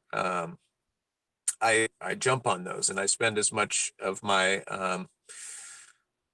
credibility capital on those. And I have found nothing but open ears from my commanders. They're eager to take advantage of any opportunity to engage. And so, I know that the passion's there. I think there's always, it can be challenging because I think first we want to do no harm. And sometimes we can have great intentions and take a wrong step and actually create more problems. So again, I think it's about partnership and just continue to build close enough relationships so that we can trust each other and be, honestly, be honest when it's not working. And work together to correct that. So. Yadira, you had a question, and then Martin has a comment. Yeah. So, I've heard that, like, for example, Mox, you excuse yourself out of situations that you're really not there to do, like, with parents' requests, with like teachers' requests. Obviously, that hasn't always been the case, because there has been incidences. We have heard stories from community members about incidents that do take place at school. So, and I know that Lee, you touched a little bit about accountability. And so that's something that I'm concerned about, is where is the accountability and what could it look like going forward, so that we know, Mox, you're exceptional at what you do. But like I said, that hasn't always been the case. So how can we ensure that this doesn't happen? Right? What does accountability looks like, besides just calling Lee and saying, you know what, this and this happened, we need you to look into it? And how do our families know how to report something that they feel was not right? Yadira, we do have some of that outlined in the MOU that Morgan's going to share here in a few minutes.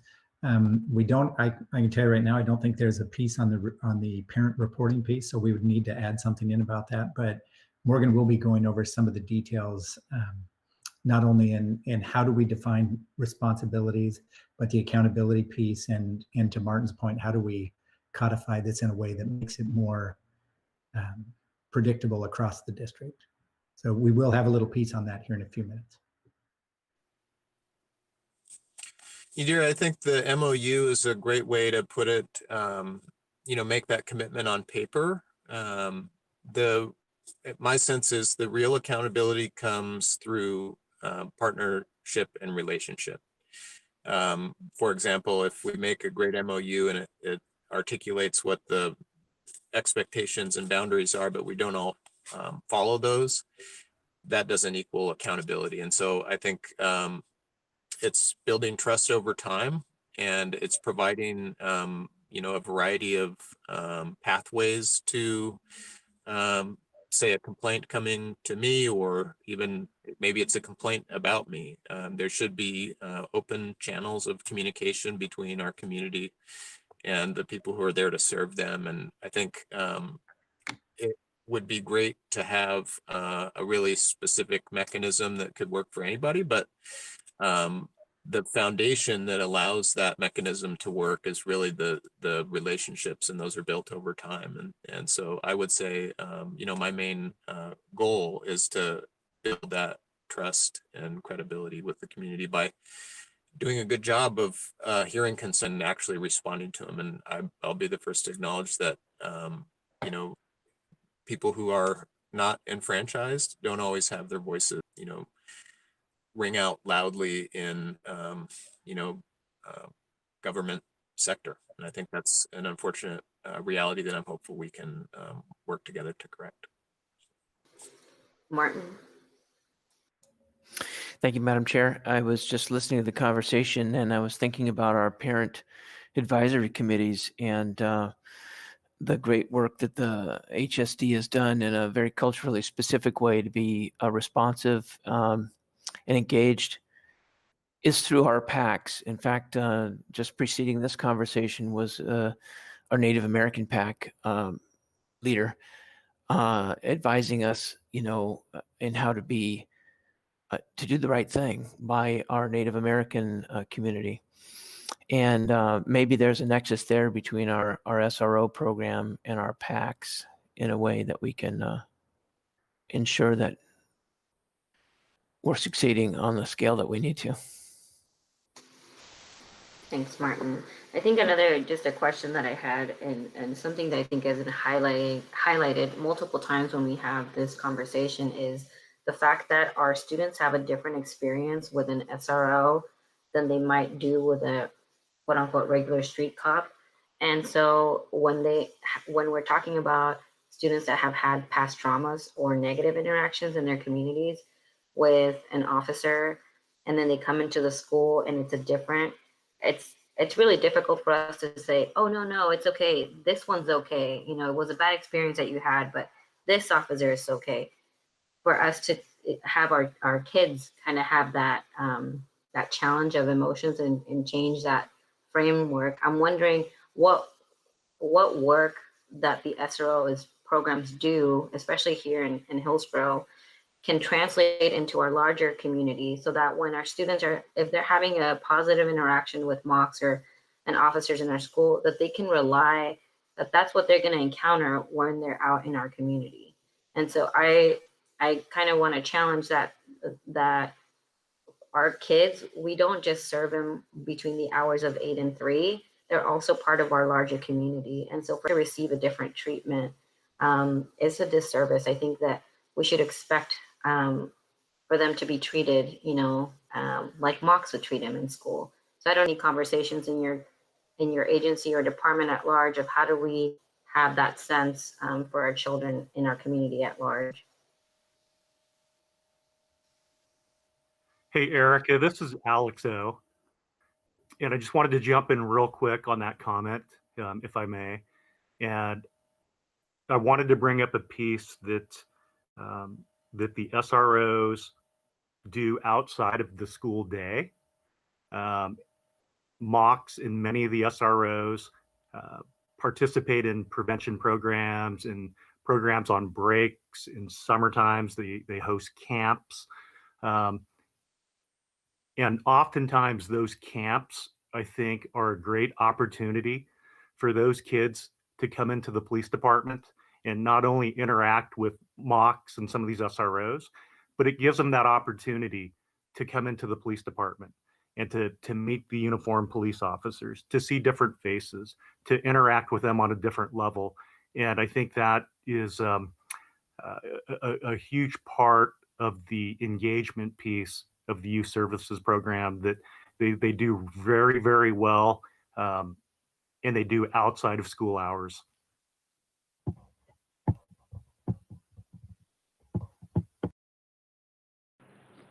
Yeah, Alex, that is one thing that I absolutely love doing is our Youth Connect summer camps, and that in connection with HSD and some of our other community partners, we have the opportunity to spend quality time with kids throughout the week, and they get to know us again. It's a non-uniformed camp, but it gives it that opportunity for us to educate and to mentor and to have fun, and again to see a police officer in a completely different environment, not necessarily in uniform, but outside of the city or in the city, other police officers and where we are and what we do. And again, it's one more layer of trying to break down whatever wall was maybe set there previously there. But again, it's all about building relationships, and that is truly what we want to do. Yeah, I guess I was thinking more about not our kids dealing with different officers, but our officers learning more about how to deal with kids outside that are not SROs, so that our kids aren't having different experiences. Yeah, Erica, I have had my own bad and good experiences with police officers over the years, and so I can identify. I guess I could wish that every interaction between a police officer and a youth any person really went as well as I would expect every interaction to go with Mox. I want to believe that I provide perfect service every time, but I am fallible just like everyone else. And I think it's a diverse group of folks who sign up to be police officers. And some of them don't have a desire or a proclivity to work with kids in, some of the really challenging situations that we get involved in. I would say I'll just speak from my own personal experience, and this is, I think, relevant with the Hillsboro Police Department because about half of our youth services position rotational. So these are folks who spend some time in the youth services unit and then they rotate back to patrol where they can take the lessons they've learned in their specialty assignment and demonstrate to their peers what they've learned and the benefits of maybe a little different approach. But my personal experience is that I really learned how to serve, especially to serve youth, but really to serve people in a more compassionate way by operating in the schools. Prior to becoming a school resource officer, I was very proficient at criminal investigations, and I consider myself a really good crime fighter. But after I left the schools, I had a much more humanistic sense of how to interact with people with compassion, even when I was holding them accountable for, sometimes pretty horrible things that they had done. Because when I was an SRO, I got to see kids who were on their worst day, and then I got to see them on their best day. And I realized that most people are like that, where some days it's not going great and they're hard to be around. And other days, they're just people like, really what I learned is we're all people and we all deserve, dignity and respect and unconditional high regard. And so I learned to treat people with those things, no matter what they had done or how they were presented while I was a school resource officer. And for me, it wasn't a permanent assignment, and I would have probably chosen to do it for my whole career. But the experience that I got through serving as an SRO really changed for the better the way I serve people in my community. And so when I went back out on the street, I was able to influence my peers. And I think Mox has heard me around the briefing table bragging about my SRO days. And, it not only helped me serve better, but it helped me feel better about my job, because I'll just be honest, policing is a very challenging career. A lot of times folks will work on night shift for years, and deal with the saddest and most challenging circumstances in our society, and that it had a negative toll on me. I'm certainly guilty of having a bad attitude from time to time, and SRO is really one of the things that helped me kind of figure that out and unlock that. So Thanks, Lee. Are there any other questions? Oh yeah, go ahead. This is Alex again. Hey, just one more piece on that. I appreciate that question. And, I think from my experience as well, I think people may not view officers in this light, but I know that dealing with juveniles for some officers is a scary deal. And you don't think that like these police officers who go on call to call and they're taking all kinds of calls for service and dealing with crisis. Sometimes dealing in the juvenile sector is scary for officers. And I know that our youth services unit and the collaboration that Hillsboro has with some of its community partners like the juvenile department and mental health, they're starting to engage, and they have engaged in that piece of trying to get officers versed on juvenile laws and how to interact with juveniles in maybe a different manner. And it's becoming familiar. It's getting those officers to feel comfortable to deal with juveniles in the community with a little bit more compassion and understanding. And I think Hillsboro does acknowledge that. And I think they're well on their way to again, I love this conversation tonight because Morgan is going to really, she's going to wrap this whole thing up with sort of a discussion on the MOU. We keep referencing a lot of subjects that I think are going to be tied up in this MOU that just ties the loose ends, the accountability piece, the engagement piece. How are we going to do that? Morgan and I have spent a long time trying to prepare maybe the framework, and maybe we don't have the best language or the best practices ready to go, but it's pretty exciting that we have this group that I think we will be able to bounce ideas off of and probably land in a very different area with previous MOUs that are going to help guide our SROs and how they interact in our schools if that's the path we go to. So I really appreciate those questions, Erica. Thank you all. So to keep us just kind of more in time, Mike, did you want to have Morgan or Alex share that and speak to that? Yeah, please. We're going to have Morgan walk us through this, and she'll give you the background on how this work started and how it's evolved since then. And I don't know who is presenting for Morgan, but if we can get that slide up, we'll let her take it away. Great, thank you. So I do hope that what we share today does answer some of the questions, but I know this isn't the comprehensive or full MOU. I also just want to be super transparent that this is our draft. So for some of our law enforcement partners that are watching and here right now, this is going to be the first time they're learning about some of the things we're going to be recommending. So just want to make sure that we know that. Should I wait for the presentation or just? There it is. All right. So we can go and go to the next slide.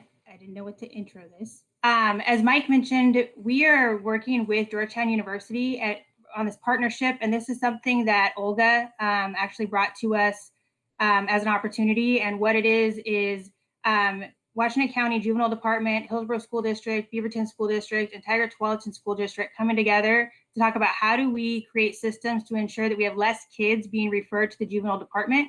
Because what we do know from research and what was shared at this 4-day training that we went to is you kind of want to find this Goldilocks zone for a kid, that if they have a behavior that is high risk, or even if it's experimenting or trying drugs, we want to make sure that the consequence or the exposure to law enforcement is minimal, because we don't want to make it too severe of a punishment that then we push them down, like treat them like criminals, and then they get pushed into that criminal path.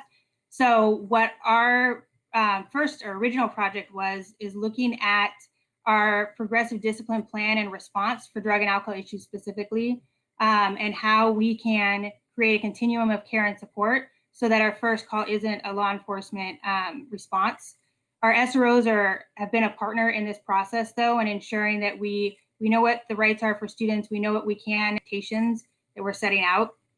Our Georgetown partnership, it's continuing, so it's a long-term project. But what we got originally was a 4-day training where we had a ton of experts come out and teach us about a lot of different topics, like school as a protective factor, law enforcement as partners. There was one about using judge as a convening partner, youth and communication and family engagement, diversion programs, collecting data and sharing information with different organizations. So it was a large spectrum of support.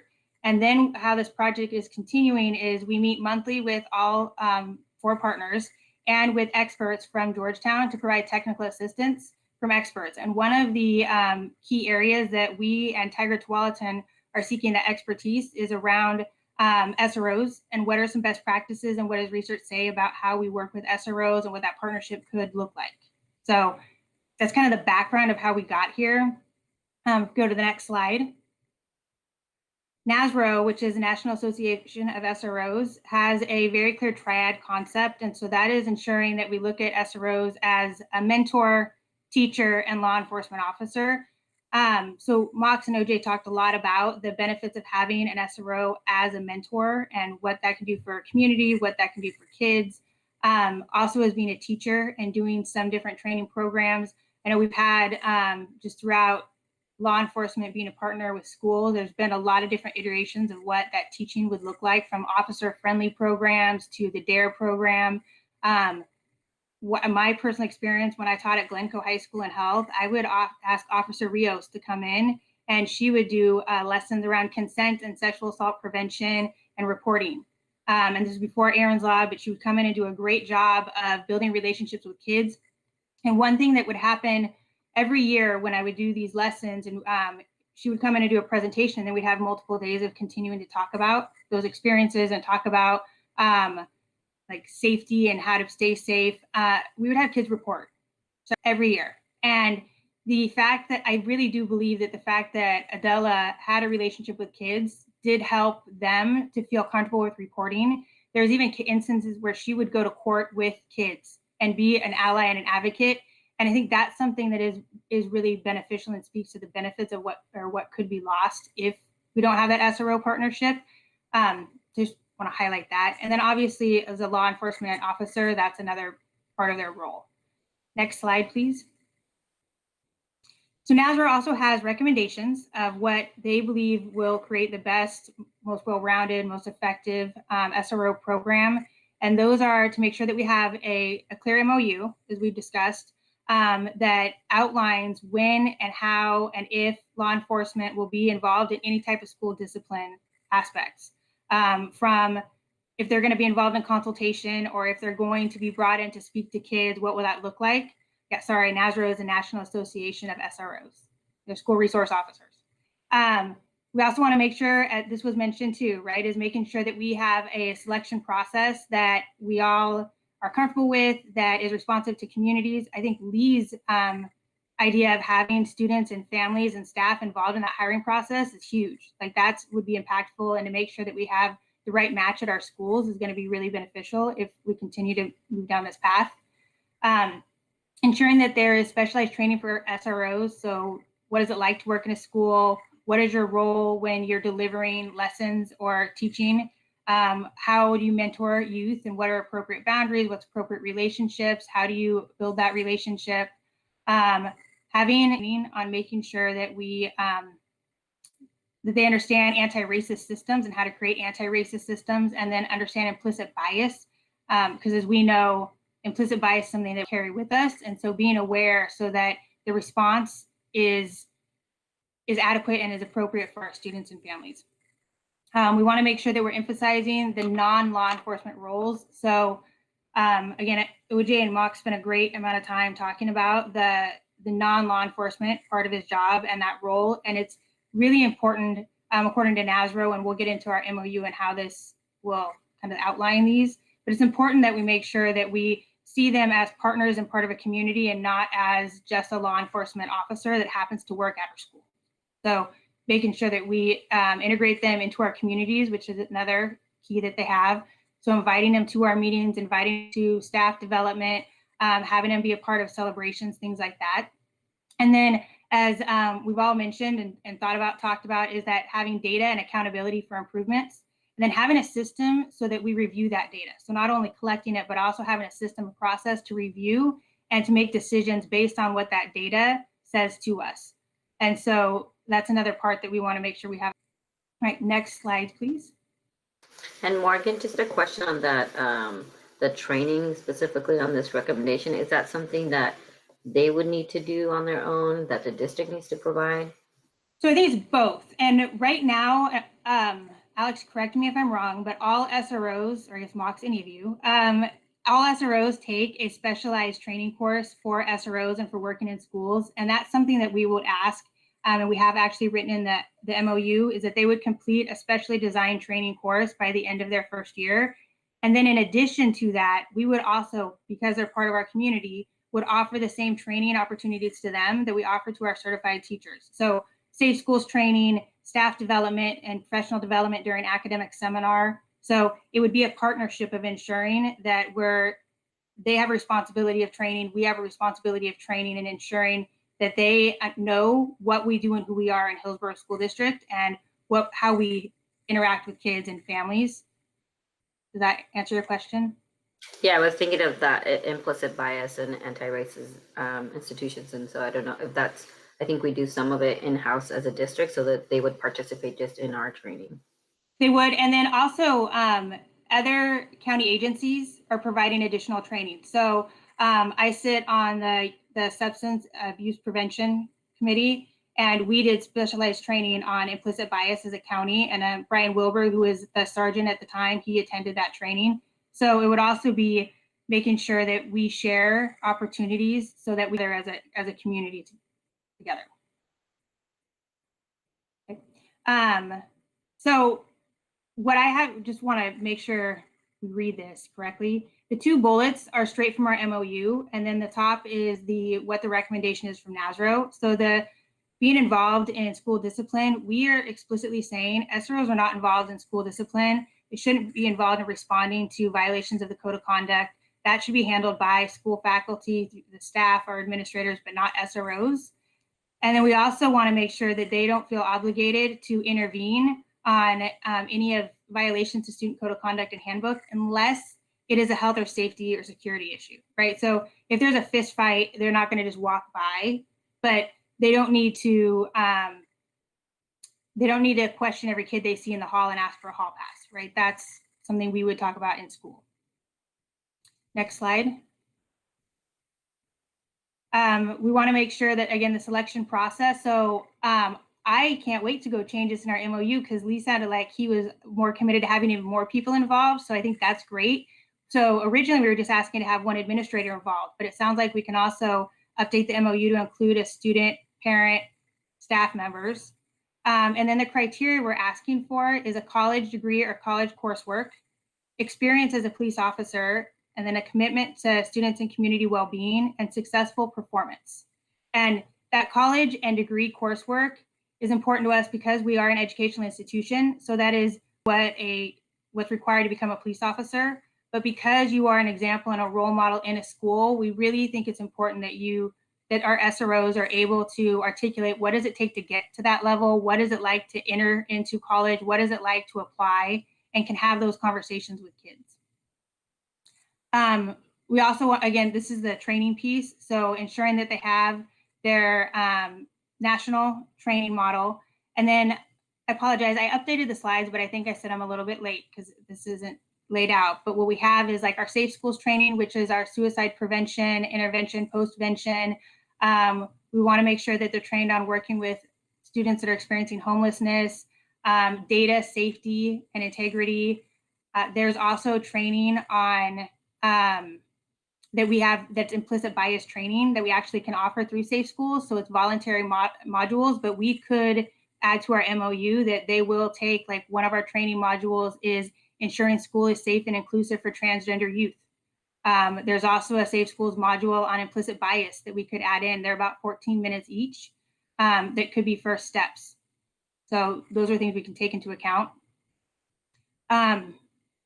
Another thing would be through their official juvenile training would be about adolescent development. So what's going on in the adolescent brain? Why might it respond differently, or why might adults need to respond differently to youth than they would to an adult? So making sure that we understand those processes and what's going on. Next slide, please. So this is the implicit bias one. I went a little ahead, sorry. Sorry, I was watching the chat. Then we also want to make sure that we're emphasizing the non-law enforcement role, as I mentioned. So we included having classes taught so that they would do some public appearance and classes. We also discussed, and this is something that's come up in several different meetings, board meetings, is around the uniform. And so what we're asking is that there's an identifiable polo, that the police department logo's on it, that the officer's name is displayed. They have their regular duty belt, so not the big vests, so that don't look as militarized, but they look more old school police officer. And then just regular department issue slacks and footwear. Another benefit of this is when we were doing the feedback with parents and we were doing the focus groups, one of the things that came up was they don't know when an SRO is on campus. They don't know what, like, how do I know if it's an SRO, if it's another police officer? How do I know if this is normal or if this is something I should be worried about? Having them wear a different uniform would help with that, because if I pull up to my daughter's school and I see a police car, but the person's wearing a polo shirt, I know that that's the SRO. And that gives me more information as a parent to be able to approach them, to know what's going on, to know that, you know, you're just here hanging out with my kid and I'm not interrupting something if I ask a question. So I think that's a benefit. Next slide. And then integrating them into the school community. That's something OJ has talked a lot about, and he did a great job of like, hey, we're going to connect, make sure we're aligned, make sure we understand what we want, what our goals are, what we expect from each other as partners. And so that is something that we need to do, and that would be our responsibility as a district, to ensure that we invite our SROs to meetings, that we include them in our email communications, that they know what's going on. I also, sorry, on the non-law enforcement piece, I forgot to mention that we are also going to request a name change. So we call them school resource officers. That's our name. That's what most people in the United States, they're used to hearing, but they're youth service detectives.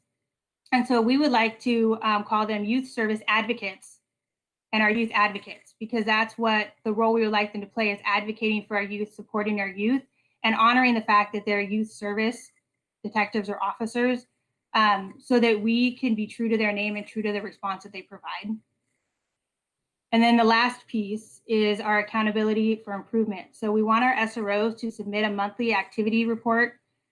This is something that they used to do when Alex O was their sergeant, and this would give information around what is it the day in the life of an SRO. We could see, what are you spending time on? If we find out that our SROs are spending 40% of their time responding to drug and alcohol violations, then that helps us as a district say, we need to target that. We need to do different training. We need to increase, like OJ mentioned, we need to increase health in our middle schools to make sure that we're doing the drug prevention education in partnership with our law enforcement, so they're not responding to more drug and alcohol violations, that we're responding to prevent those as part of that partnership. And then making sure that we have a clear system and timeline of when we would review the data. And so the recommendation would be we review it once a year in June. However, while we're first starting this and implementing it, we want to make sure that we set our goals at the beginning of the year, review data mid-year, and then review data again in June, so that we can respond and we're not waiting a whole year to say, oh, that wasn't working back in September.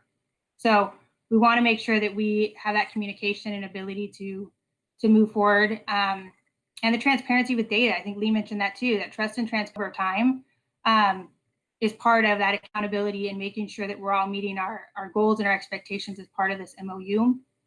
And making sure that we have clear expectations of how that data will be used and how it will be collected. And that's kind of, I went really fast and I apologize for that. but my kid's freaking out upstairs, so I didn't want you to hear her. So I was trying to talk over her the whole time. Morgan, I did have a question. I don't see it here, but I know that in the one slide you talked about like having college coursework or similar things that we specifically call out on there. And I don't know if we can specifically also call out that we are, a dual language district. So being bilingual is a huge priority for us in a lot in what we do, and even in our own hiring practice. So how can we also incorporate that or highlight that as something that we are desiring? I think that's great. We have a section in the MOU on hiring and the expectations. And so I think we could add a bullet point in there that we would ask that good faith efforts be made to ensure we have bilingual staff, and bilingual for Spanish, English, and Vietnamese English, as Vietnamese is our growing third language. And so ensuring that we can meet our students and families' needs for communication. And back to that same point of like selecting the right fit, as I think we've seen with Otis and Mox, if this is something that we, a program that the district decides that want to continue to support and have, I think one of the things that we weren't aware as well is ensuring that the person that gets assigned to our district, or how do we know that they're, free, their background is free of any complaints or any issues that they might have had, that we don't get, an employee that has had some challenges in a space where we have our children. So that's another issue that I just wanted to point out. I did want to also acknowledge Mark had a question. If I could respond really quick to your question, Erica, we can put in the MOU, and we have it right now, that they would be in good standing or have a good history. And so we could be more explicit of what that means, like free of complaints around and whatever. I don't know. We can write whatever we want in the MOU. I can't guarantee what, HPD and Washington County are going to say yes to, but I think we shoot for the moon. Yes, exactly. We can always go back, but we want to present our idea. So I have a question here from Mark, and then let's go with Mark first. So if we move forward with something like this MOU with Washington County and with Hillsboro Police, it's going to sort of change what we're asking of them. And it's my understanding from other presentations is that participation on their side in the school resource officer program is voluntary, that they don't assign a person that they have to volunteer. What do we think would happen if we change these requirements and we reduce the number of volunteers below the threshold that Hillsboro is committed to providing for us? I don't fully understand your question. Would you rephrase that?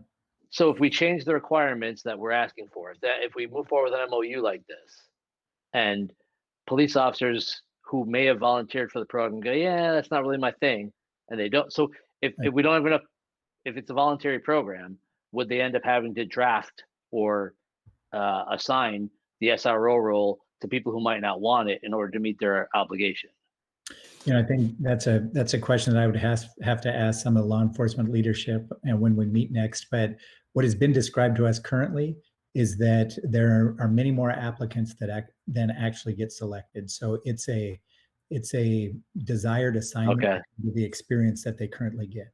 Yeah, I was gonna say if we can ask. I think Lee's still on here, but I don't think it's a volunteer service that officers get to volunteer for this type of position. No, they apply for it, but they get to apply to that unit. Right, but they choose to apply for it. If the new requirements make it so we have fewer applicants for the SRO program than Hillsboro is committed to provide, but it sounds like it's a desirable thing. So maybe it won't be an issue, but I'd be concerned about well-intentioned efforts to create changes in the program and then having to enlist people or assign it to people who don't want to do those responsibilities. Absolutely. And that's, one of the criteria that we're asking for is that they want to be part of it. So we wouldn't want anyone to feel forced or coerced into doing this, because working with kids, it's important. These are our most precious thing we have in the world are our children. And so ensuring that they're safe, protected, and loved is important. And so I would hope it would never happen that what we're asking is so crazy different than what they would want to do, that it would change how many people would apply or reduce the number of people that would apply. my hope is that having an MOU that clearly lines what their role is, what they're involved in, would increase the number of people that would want to apply, because now there's no gray area and there's no, like, I don't have to make a judgment as an SRO of what I'm going to do because my principal might want me to do something else. It's nope, I know my role, I know your role, and my role is to make sure that our kids are safe, educated, included, have access to supports, resources, that I can be that advocate in the community and ensure that they have access to the resources in the community. I'm saying that as a teacher and not a law enforcement agent, though. So, Lee, if you have any concerns about any of this, make it less. I think part of the recruiting for this position is on me, and creating a sense of desirability. The changes, I think probably some folks who would have applied before may choose not to, and I think there's probably plenty of people that, with the added clarity and professionalism of the unit, might apply where they wouldn't have before. Just to address your concern, we couldn't assign someone that didn't want to do it. If a person wasn't desiring to go into youth services, pretty sure the Hillsboro Peace Officer Association would not allow us to mandate them to go to that unit. So definitely not, in my mind, a risk that we would be assigning people who don't want to go. And I personally would not probably allow that. I think desire is the number one key component to a good youth services officer. Thank you. Yeah, it sounds like it's, there's more, if it's true that there's more applicants than we have spots for, then that's a pretty good sign. I guess, not to put you too much on the spot, Mox, as you look at this, do you go, I'm out? Or are you like, yeah, that's good by me?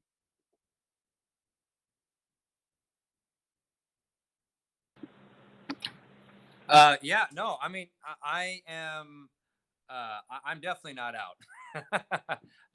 I happen to be one of the positions that within the police department is a permanent role as an youth services detective. And I'm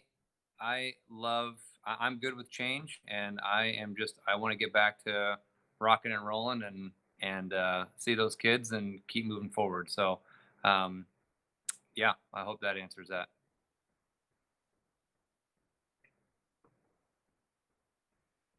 Morgan, was there any additional elements, or was that the? That was the overview. The MOU is fairly comprehensive, and so there are a few adjustments that, based on just the dialogue tonight, we'll go back and add. And then Mike was going to share next steps. That was the last slide. Hey, Karina, could you project one more time? Sorry. And I was just going to ask, the training that was attended, was it just our staff from HSD or the other districts that attended, or were also our law enforcement partners part of that training with Georgetown? It was teams from each district and then from Washington County Juvenile. Unfortunately, none of our HPD partners were able to be there. It was December, was kind of funky, but we did have partners from Juvenile there, and then Tiger Tualatin Police Department, as well as Beaverton Police Department. And then we brought this information back and have shared it with our law enforcement partners. All right, so you can see the final slide here, and this just outlines what is happening in the next 2 weeks between now and our next board meeting. And we're going to continue to gather the data. We would request that we reach out to additional students to gather more input. And so we will continue to do that. Additionally, we reached out to counselors and administrators just because they work most closely with our school resource officers. So we've included those folks in the survey as well. Additionally, we wanted to gather input along the way. So this is, as Morgan mentioned, this is the first time this is being rolled out publicly, and we wanted, of course, to share with the board first. But we want to get feedback from law enforcement. We've got our district PACs that we'll be getting feedback from. We also have one of our PACs that we'll be sharing on the 27th, just their feedback regarding the MOU. We will take it to the student group that I've worked with a couple different times. And then we also will receive feedback from the Juvenile Justice Department. So those are the folks that we'll be receiving additional information from and feedback from over the next 2 weeks. On the 27th, then, we will come and we'll share that information with the board. And on the November 17th, then, is the date that we were able to land on for a joint meeting between the Hillsboro School District Board and the City Council for the city of Hillsboro. So we'll have that meeting. And then we've targeted December and January potentially as a decision point for what this looks like moving forward. So those are the next steps as they're currently outlined. I'm happy to take suggestions or just any ideas regarding these next steps. Thank you, Mike. This looks like a really well thought out timeline. Morgan, your presentation was really great, and I appreciate the work that you've done in doing a lot of the research and getting some of those metrics put in place into our MOU. I don't know, I think on the specifically there was a survey that we were sending out to our students. Is that the one we're referring to on that one? It is. And for our parent advisory committees, we have one that's presenting, but we have gotten responses or feedback from our other PACs. Travis, could you bring us up to speed on that? Yeah, I need to check with Olga and Daria about the conversations at the other PACs. I've been supporting the Black African American African PAC, and they've looked at the data from the survey over the summer and had a dialogue about that. They're going to review Morgan's presentation next Tuesday and have a dialogue about that. And then several of the leaders are going to come and have FaceTime to talk about the conversations they've been having and how they're reacting to the proposed MOU improvements. So that's the group that I've been interfacing with. Thank you. Eric, if I could just take 30 seconds and thank our guests here this evening, Lee and Mox and OJ and Morgan. Alex is here more regularly, but to all you folks, your presence here has really informed this conversation in a big way, and really want to appreciate your time this evening. So thank you very much. Thank you also on behalf of our board. We really appreciate you taking the time. As you can see, we are very thoughtful and want to make sure that we are centering around our students and our families, and particularly students and families that have been historically disenfranchised or hurt by some of the policies, not from our district, but also just in government. And so how do we, as you mentioned, Lee, do no harm first before we start making some changes? Thank you, everyone. We are going to move on. You're welcome to stay on for the rest of our board meeting, but we're going to be moving on to our next item on our agenda, which is our fall 2020 update with Casey and Elaine. Hi, everyone. Just want to give a brief update on a couple things we're looking at tracking on potential coming back.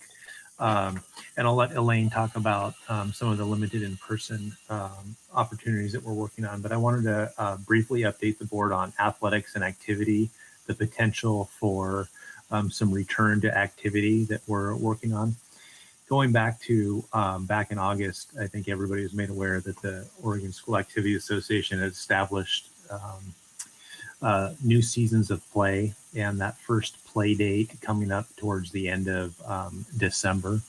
Now, we haven't got far enough down the road for that, but we are looking at some of our partner school districts, surrounding school districts, about potentially having the opportunity to start a process where we could bring back some athletic and activity groups to do some small group work.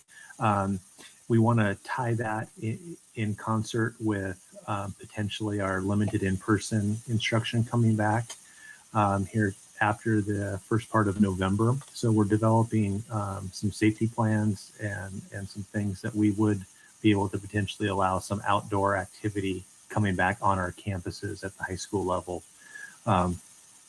We're currently in the process of surveying parents of athletic and activity students about their interest in potentially coming back to do some activities, to get some feedback and guidelines that they'd like to see happen.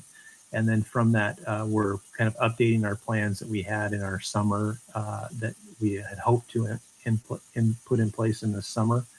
And then working with our high school athletic and activity directors to potentially start letting some students come back and participate in some activities. So just wanted to give you the board a brief update. We'll have more at our next meeting when we start talking about some details and procedures that we'll have in place. But wanted to make you aware that we are having those discussions, and we'll see where we end up here in the next few weeks about the potential to come back in some limited form. Casey, have we had any information back on our liability and from PACE and where that lies? Yeah, we have, and we have several other districts. What it really requires is a liability waiver and assurances that we as a district are fulfilling all of the OHA and government orders to come back. Very similar to having school instruction come back. So yes, we have a path to get that okay. There are actually some programs in the state in more rural areas that are actually competing now. Yes, that's on our radar. I saw Mark throw a question, but I missed part of it. Let me see. He Mark, said if outdoors activities like marching band and football, indoor, basketball / volleyball.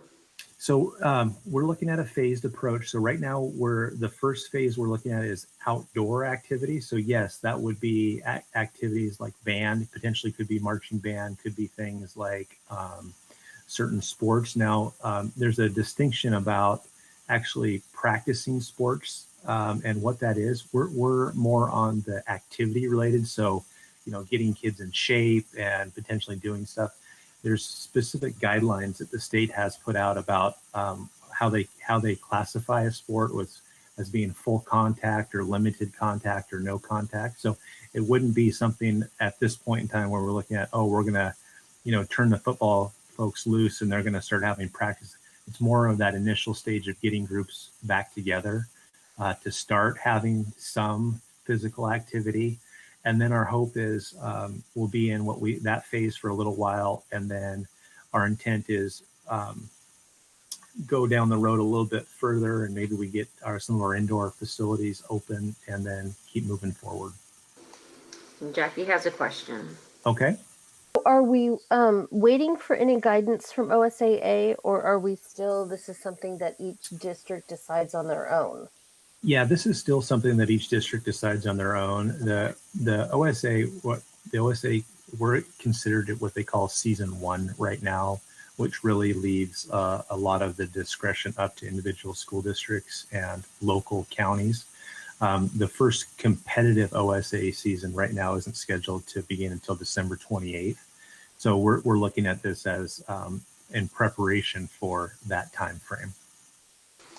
And then you had a question from Martin in the chat here. If we can get playgrounds reopened like parks are. Yeah, we're not in a position to do that right now. We have some additional requirements, and I'd be happy to provide the board an update on that. Part of the opening guidance for recreational spaces is some assurances that we can guarantee of guaranteeing that we're ensuring social distancing, that we're ensuring people not gather, that parks and cities are able to meet.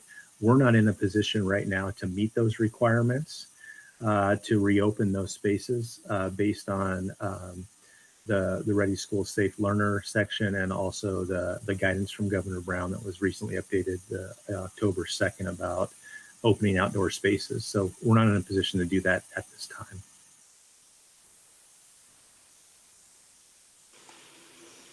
Any other questions? Oh, Mark has some questions. Does the liability issue play a role in the opening of our outdoor playgrounds? No. Is there more of a chance that we can meet the guidelines with some kind of supervised period during the day where, we could allow people? Yeah, Mark, that's a good point. I think certainly, everybody knows right now that we're encouraging our staff to work remotely. So we have very limited staff at our buildings and on campus. Certainly once we get into a position where we're bringing students back, whether it be limited in person or through a hybrid model, we'll have more staff available on our sites that we can regulate our facilities much more. So that's the goal, is once we get into that phase, we're able to move forward with that. Okay, we have a question from Jackie and then a comment from Mark, but I remiss if I didn't acknowledge Audia's delicious milkshake or something that looked amazing. We all saw it. Yeah, I didn't see it. I did. Wow. I want one. Now you gotta show it, but okay, so we'll go with Jackie and then we'll go with Martin. My daughter did bring me a vanilla frappuccino that she's learned to make in the blender. There you go. Oh. It's very nice. Nice. Good daughter. Did you bring it up to the whole class? Yeah. Wonder how that works. Anyway, so I get asked about playgrounds a lot. Yeah. So I'm just wondering if we can maybe somehow put that out to the public as to why we're not, or maybe, I don't know, Facebook or something, just to kind of explain, because like Martin said, the parks are open. So I think people might like to understand that a little bit more. Might be helpful for us. Yeah. I'll work with my best friend Beth on that. Thank you. And then we had a comment from Martin. Thank you, Madam Chair. Casey, I'm absolutely not beating you up. I completely understand. I want to go down the slide too. I mean, I haven't been able to use our playgrounds either. I'm just hoping that at every opportunity we're championing with, the leadership statewide to get those reopened. As you people, my colleagues have heard ad nauseum, I like to talk about Butternut Creek Elementary School is in an unparked part of Washington County. There is no park provider. The only open space in the entire attendance area that's not a private HOA that has a big sign that says keep out if you're not a member. The only public space in the entire attendance area is Butternut Creek Elementary School. And so when we rope off on those beautiful brand new bond placed playground equipment, it's a heartbreaker. And when Grandpa walks down with granddaughter, I have to explain to her every time. Yeah, we'd love to open them. As soon as we're able to meet the requirements, we will get those things opened up. Yeah, I appreciate it, Casey. Thank you. Lisa, you had a comment? Yeah, thanks. I want to echo what Martin was saying. We know and we have known for a long time that our facilities are big foundations of our community. And we want to make sure that place to go to be active as soon as we possibly can. Also, when playgrounds were reopened the first week of September, public park playgrounds, not school playgrounds, the state was clear in saying that the surfaces of a playground structure are not a high-risk surface in terms of transmission of COVID. And so it seems like that would be something that we could probably do earlier than opening our facilities indoors. I also know there's guidance issued to entities that operate public parks, such as cities. And in my review, it looks relatively similar. I know that we do have some more guidance, which Mike did send to me, and that was really helpful. But they also are not supposed to allow gathering. And so I'd be curious how they're meeting those requirements, because I would venture to guess perhaps it's just posting a sign. I don't know that they actually have like a park, police there, and I don't know that we would need to either. So I'd love to know what our partners are doing with their facilities and what we maybe could imitate to allow that to happen sooner rather than later. And I just would also want to point out one little difference I get with our school playgrounds is all of our playgrounds are attached to a large play field. And that is a gathering place for soccer games and all the great stuff we do. I know that not all city parks are associated with a large play field, lined and baseball diamonds, that kind of stuff. I have been in touch a little bit with parks to see what they're doing, and they have a little bit more ability to patrol around and monitor some of those sites that we're not able to do right now with our district facilities because of the limited staff we have.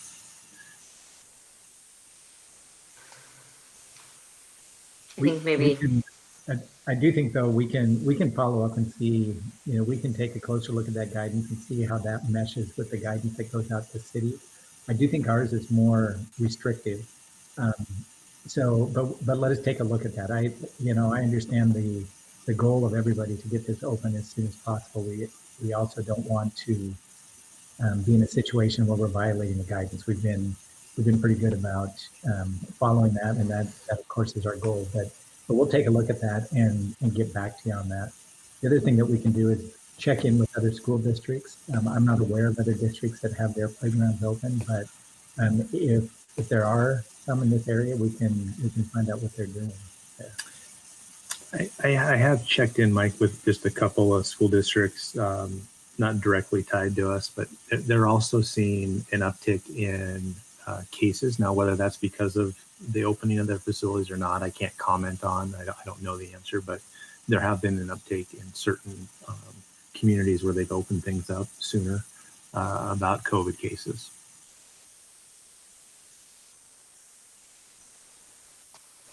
Okay, there's nothing else, Casey? Yep, and I believe Elaine's going to talk about limited in person, I believe. Yeah, I can There she is. do a quick update on limited in-person instruction. We are so excited to get some kids back. We can hardly wait. So I wanted to let you know we're continuing to operate 2 assessment sites that we've been working on for just one-on-one assessments, trying to catch up on some of them that we had to miss earlier, and also just trying to keep up on them. We have our school sites operating at the annex near Miller, and then we have our speech language pathologists doing some assessments out of Peter Bosco. So they are continuing to work on those. Our student services team has been working with different directors around the state, trying to develop really good criteria for students who are unable to access distance learning when they are not in person. And so we have been trying to work on developing criteria that is applicable to our students with IEPs, and that is fair, and that also enables students to learn who haven't had as good of access based on their disability over the last couple months. So our goal is to serve about 40 students, or at least offer the opportunity to serve about 40 students in person. Right now, it's looking like we're planning for South Meadows Middle School to be our location to do that. We were able to serve some over summer for our extended school year program, and we got a good idea about how to do that and all of the different protocols and COVID precautions that we need to take. So we learned a lot doing that, and we would like to apply that hopefully starting right around November 9th. So we're in the process right now of communicating with our buildings and our families about that. And just a reminder that the limited in-person instruction is different than the hybrid plan, in that it is only allowed 2 hours a day, and we would probably have 2 separate groups coming in 2 days a week each for 2 hours a day. So it's pretty limited, but it's just a start for getting kids back to school.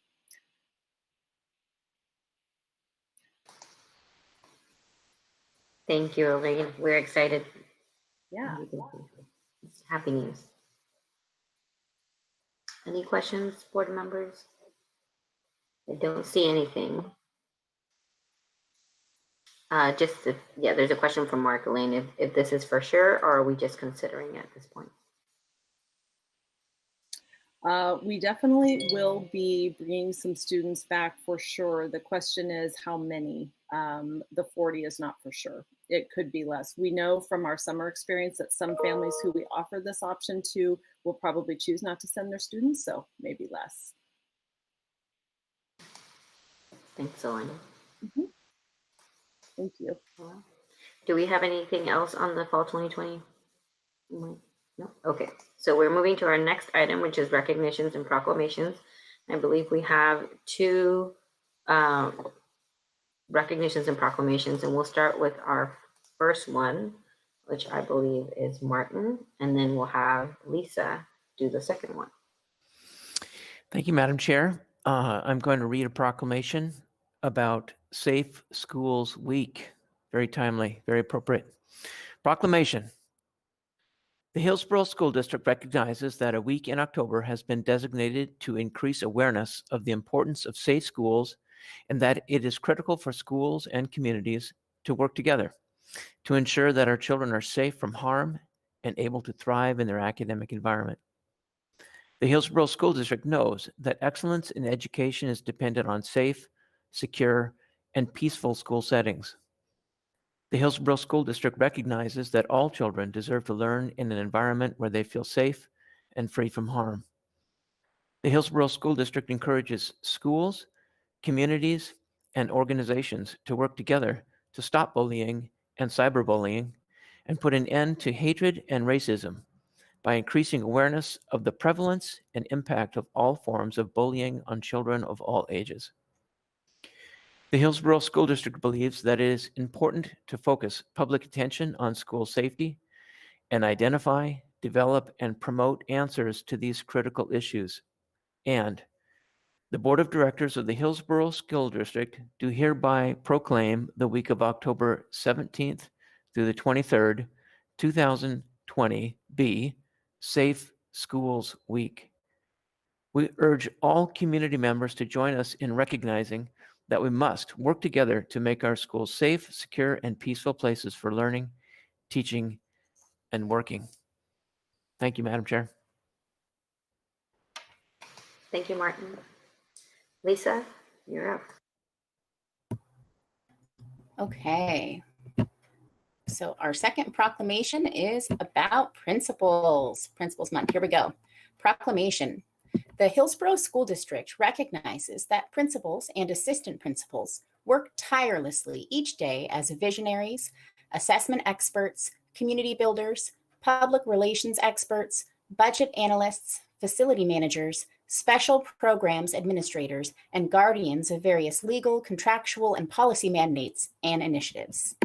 The Hillsboro School District appreciates that principals and assistant principals work collaboratively with both teachers and district staff to develop and maintain high curriculum standards, develop mission statements, and set performance goals and objectives for schools to achieve educational excellence. The Hillsboro School District honors exemplary principals and assistant principals who have succeeded in providing high-quality learning opportunities for students, as well as their outstanding contributions to the profession. The Hillsboro School District celebrates that Principals Month gives an opportunity to honor and recognize the contribution of all school principals and assistant principals to the success of every student in the district. The Board of Directors of the Hillsboro School District do hereby proclaim the month of October 2020 be National Principals Month. We urge all community members to join us in recognizing the many contributions and achievements of principals and assistant principals to the development of prosperity of our community. And before I have to mute again, I would be remiss not to mention that the best principal in the Hillsboro School District is obviously Christy Walters of Witch Hazel Elementary. So you're welcome. Thank you, Lisa, for that proclamation. Our next item that we have is our recognitions and proclamations agenda item for 2021 with Mike. All right, thank you. You may be wondering why we are doing proclamations during the work session. We typically do those during the regular session. We are trying to get back on track with this. So for example, in November, we have 3 recognitions that we would like to do. So we would put those on the October 27th board meeting. So that it was actually happening just in advance of the actual month. So that's what we're trying to do. This will get us caught up and we'll be back on track. This is page 8 in your packet. And the notion here is that what you see is a list of recognitions and proclamations that we've committed to doing this year. And just since we've been at this for, I don't know, maybe 8-9 months now since we've started doing this more intentionally, we just wanted an opportunity for you to get your eyes on this and to consider if these are the correct proclamations, if you would be looking at any additions or just any comments on this. So this isn't something you have to do right now, but if you have a chance to review this and to make any suggestions, then please email Rose and myself, and we'll be happy to hash that out with Martin and Erica. Thank you, Mike. Our next item that we have on our agenda for tonight is our Division 22 assurances with Travis. Thank you. Karina, if you could help me with the slide deck.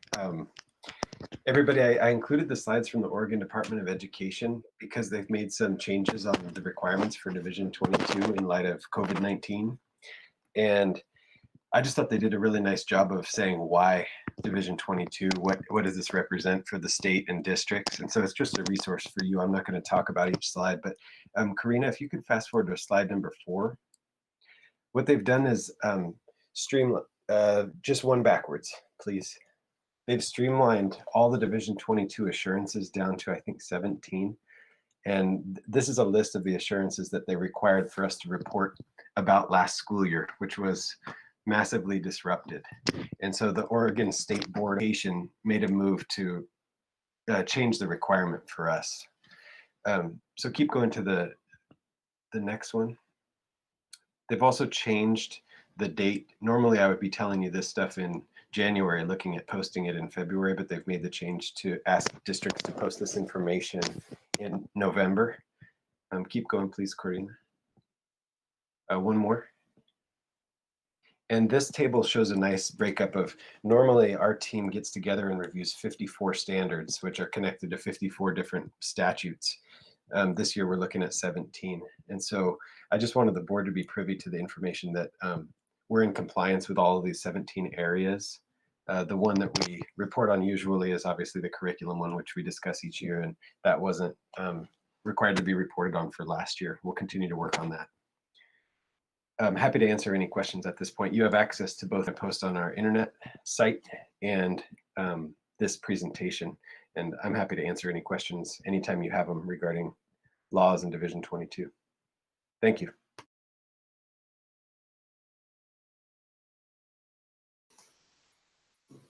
Thank you, Travis. I don't see any questions, but I'm sure they'll reach out to you if they have some. Our next item on here is a superintendent committee discussion. So we wanted to take one more stab at filling out our little chart here when it comes to committee participation. And so on page 10 of your packet, you'll see the committees that are available for your input. If you would either email Rose or even put it in the chat if you're interested in a particular committee, we would appreciate that.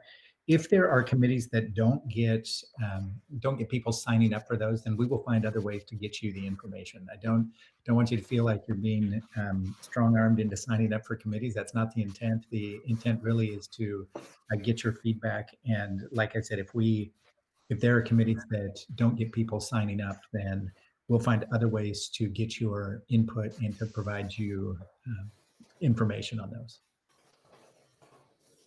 Yes, and I'm sorry, I missed, Lisa, you had a question. I don't know if that was for Travis or this is for Mike.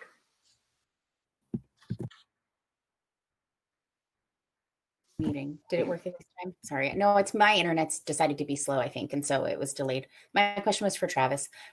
So Travis, the Division 22 assurances were for the last school year, the school year that we just experienced. Do you have any indication about what's to be expected for this time next year? Do we think it's going to happen again in November? Do we think it's going to be, again, kind of a skinnier list of standards because we started in CDL? Do we know what to expect for that? Yeah, great question. It will be in November from here on out. For the foreseeable future, they let us know that. And Travis, your mic, if you want to, it rubs again, I think, your shirt, and it has a lot of background noise. Better? Yes. Better. Sorry about that.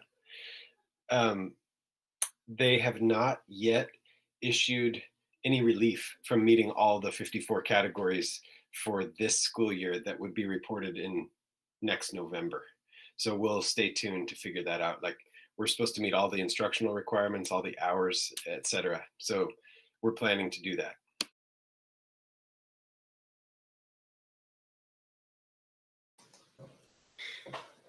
Thanks, Travis. And board members, if you can please, the filling out of our committee spreadsheet, we've had that since our last board meeting. So if you can, as we finish up our meeting, just be thinking about it and type in the chat so that Rose can capture what you want to sign up for. There was a question, Mike, on what is the LAU plan review? Travis and Olga have answered this question several times for people over the years. I'm going to let them do it because they'll do it much more succinctly and clearly than I will. Olga, Lau versus Nichols. What was the year and in what city did the court case play out? This is fun. 1974, Lau versus Nichols, there was a family in San Francisco that got a case all the way to the Supreme Court that claimed that their student was unable to access education without support for English language development. And so that court case and a couple of others have laid the legal precedent for us to create a comprehensive plan to serve students with language acquisition and academic support to qualify for that program.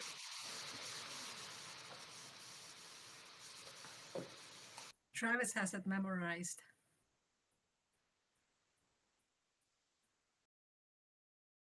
So board members, please just make sure that you type in any of your preferences on there. And if you can't make up your mind now, make sure that you email Rose so we can get our chart filled out.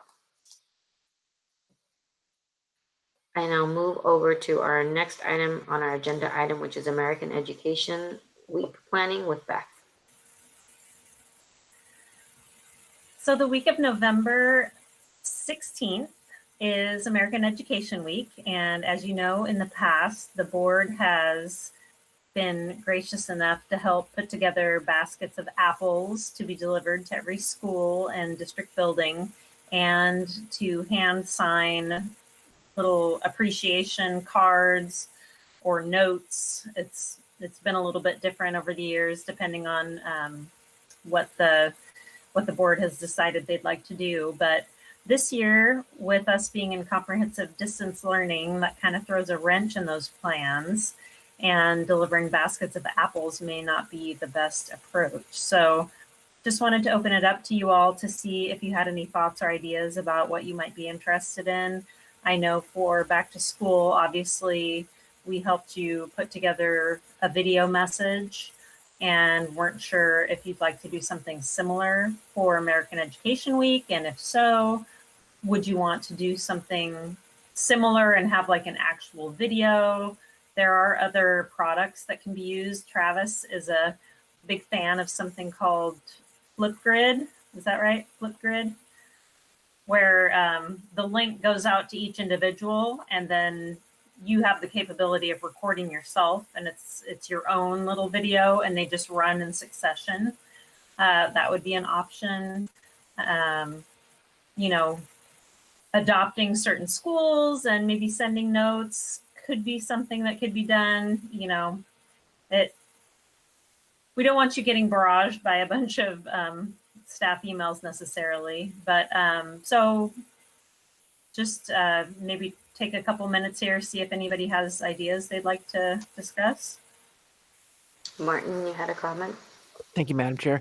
Beth, I want to make it easy for you. So whatever, I mean, I love participating in whatever you come up with. It's fun for me, certainly, and I think for all of us. And so whatever makes it easy for you to do. I don't want to create a huge burden for you or any of your team. No.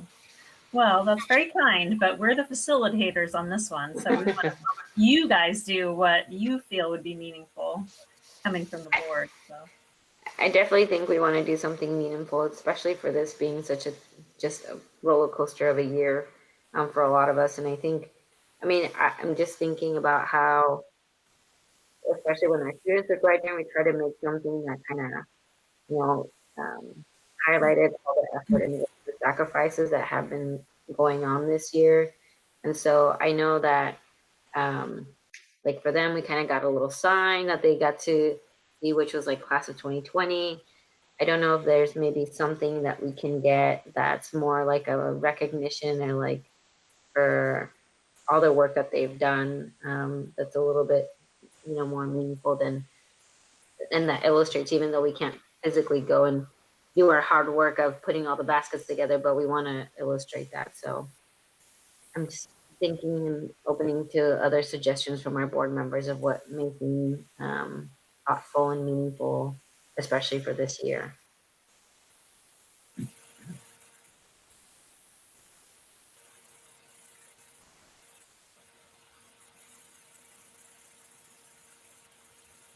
I'm also happy to have our team put together some more concrete information and share that with you so you can have something to respond to as opposed to just kind of being put on the spot here in a live meeting. So I think that would be best if we have some more creative people that have really good ideas present something really good. Okay, we'll do that. Yes, awesome. We spread apples out at a school and let them just come pick them up if they want. Okay. How far would an apple every 6 feet reach from here to Boise, something like that, maybe? Okay, so we'll have Beth bring us some suggestions, and we're moving on to our next item, which is our policies first reading with Mike. All right, really, this is mainly Kana's section. You can see that we have policies going on first reading. You can see them listed there, and those all belong to Kana. And if you have any feedback, you can either share that now, or you can get back in touch with her during this 30-day period. Kana, anything you want to add? We've also got Michelle that has one too that we need to talk a little bit about. Yeah, I was going to share the wealth there, Mike. I just wanted to point out one in particular that's reporting of suspected abuse. Last fall, we did training for the school board members on reporting child abuse. And so that's a new optional policy that we're bringing forward for you guys to review. And then the one thing that I did. Kana, you're muted. I always sound better that way, muted. On the actual discrimination complaint procedure, there is a section there about charter schools in which district board is a sponsor. And we do not review complaints in our current practice, and because CityView has its own board. So I just wanted to point that out to you if you had questions in regards to that. So those were the two main things that I think stood out in the policy review, but happy to take any questions or any follow-up emails. Thank you. Thank you, Kana. And did you tell Michelle you had one also? Or... Yeah, thank you. We do have a small change to our charter school policy, and it's specific to the virtual public charter school cap that's currently in OAR 581-026-0305, which basically empowers districts to begin denying transfers out to a virtual charter school after they hit a 3% of student enrollment cap. And our policy originally stated that we would kind of do an annual check on October 1st, but we feel like our practice would be better, especially given this climate, to monitor that more closely, as we expect that there's going to be some fluctuation throughout the year. So the change in policy is so that the district can calculate that 3% on a monthly rolling basis throughout the year. Happy to answer any questions you might have about that. I guess I just had a question about how did we land this time that we checked it in October? What's the percentage? I do think that we're approaching the 3% rather quickly. One of the reports that you'll receive, I believe that's in 2 weeks from Kana, I believe, is the enrollment update, and that's something we do every October. Just to give you a bit of a preview on that, it is very clear that districts across the state are down in enrollment. And if you look just in the metro area or just in Washington County, it's clear that it's roughly the same percentage. It's based on the number of it, it's proportional to the enrollment that you have. So we'll have clear numbers for you on that. We have a number of kindergarten students that did not report this year, and we've been referring to that as they've redshirted for a year. And so we are also interested in seeing as we start to make the move to go back into hybrid, whenever that is, districts are waiting to see if they will get students that come back during that transition time as well. So a lot of unknowns on that, but I can tell you across the state, enrollment is down considerably. I know that we do some, I guess as Dale calls it, like we chase our kids, the ones that kind of Do we do something similar with the kindergartners that we don't haven't enrolled or families? I would love to sign up for that and like chase down 5-year-olds for our district. Audrey or Fran or Dale, if you could you speak to that, the kind of outreach that the elementary schools do? Sure, I'm happy to talk about that. We did a lot of outreach. We did our virtual kindergarten component that Fran had worked really hard with Alano on. We did a huge push over the summer. We connect with all of our families that are our current families to like, do you know a child that's 5? And we sent home multiple notices throughout the tail end of the spring, like we always do, and then throughout the summer. And I think the challenge is sometimes if it's a student that hasn't joined our system yet, we don't have that same connection through families or other people from the get-go. I think we shook trees. We went through and made a lot of phone calls, connected with a lot of folks. We did get our numbers after all of those things. Our numbers went up significantly too. So hopefully we will see that influx of kindergartners return in the future. That's our hope. But we were out there shaking trees looking for them for sure. And if any of you know of any, feel free to let us know. We're happy to outreach. I'll be on the lookout. Thanks, Audrey. Walking through the streets, just be like, hey, are you 5? When's your birthday? Okay. So, but I feel good that we found such a significant amount because we were a little more concerned in April at our numbers. And again, it increased significantly after we did a lot of that outreach. Thanks, Audrey. Martin had a question on Yadira. Thank you, Madam Chair. Mike, you said there aren't a lot of answers yet, and I appreciate that. But is there any sense, are these kids that are just have they fallen off the radar? Is it low birth rates? Are we seeing an exodus to private schools? Is it a piece of all the above? Any sense of, because the numbers are down, I mean, almost in an alarming way, really, honestly, especially when you look at us onboarding new school capacity. At the time that our enrollment starts to taper, that's kind of an interesting conflux of numbers there. Yeah, I don't think it's a coincidence that this has, coincided with comprehensive distance learning. We know that we have families that are making decisions to just not start their student this year as they typically would at the kindergarten level.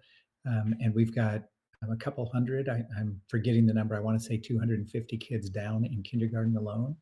And then we also have parents that are making the decision to homeschool. We have parents that are making the decision to do a charter school of some type. Audrey, help me out. Any others that you are? Those are the charter schools, and homeschooling are a large component and of our students in our system. I mean, in K-6, honestly, too, we've seen a large influx of homeschooling that has occurred from that. We foresee those students returning, and many of those families have said they will return when this situation, when we are out of CDL. So I think what you're going to see next year will not be the same numbers. I know just offhand from quite a few of my schools too, some of our kindergartners that are not enrolled with us are being homeschooled currently at home too. Those are all numbers through the ESD. So, and I think, Fran, anything to add there? I think those charter schools.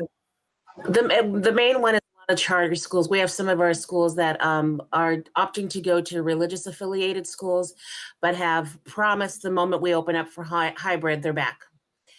So it's mainly the charter and the homeschool, and they're still staying connected. They're still staying connected to the schools. But as far as schooling goes for right now, they're taking different options. In your conversations with principals, do you have any sense of the students that have chosen not to participate in kindergarten this year, what their plan of action will be for next year?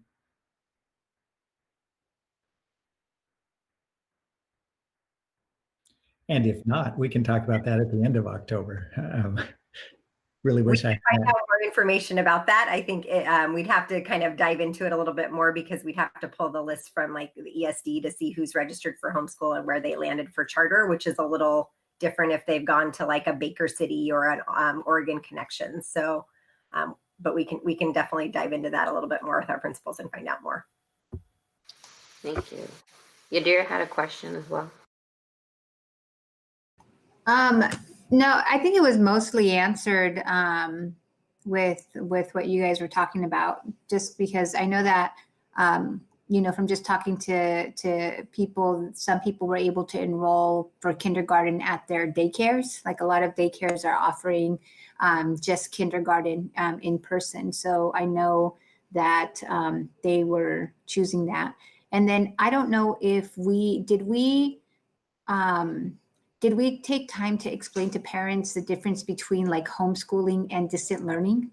I know a parent that I talked to told me that she was so glad that she didn't go with homeschooling and stuck with distant learning, because what she didn't know was that with homeschooling, that there's no teacher involved. Like the parent is the teacher, and there's no teacher to talk to kind of like say, you know, what are they supposed to be learning? And versus where the distant learning is, you actually have a teacher involved that's having, you know, that live one-on-one time via computer with your students. So I just wanted to also mention that.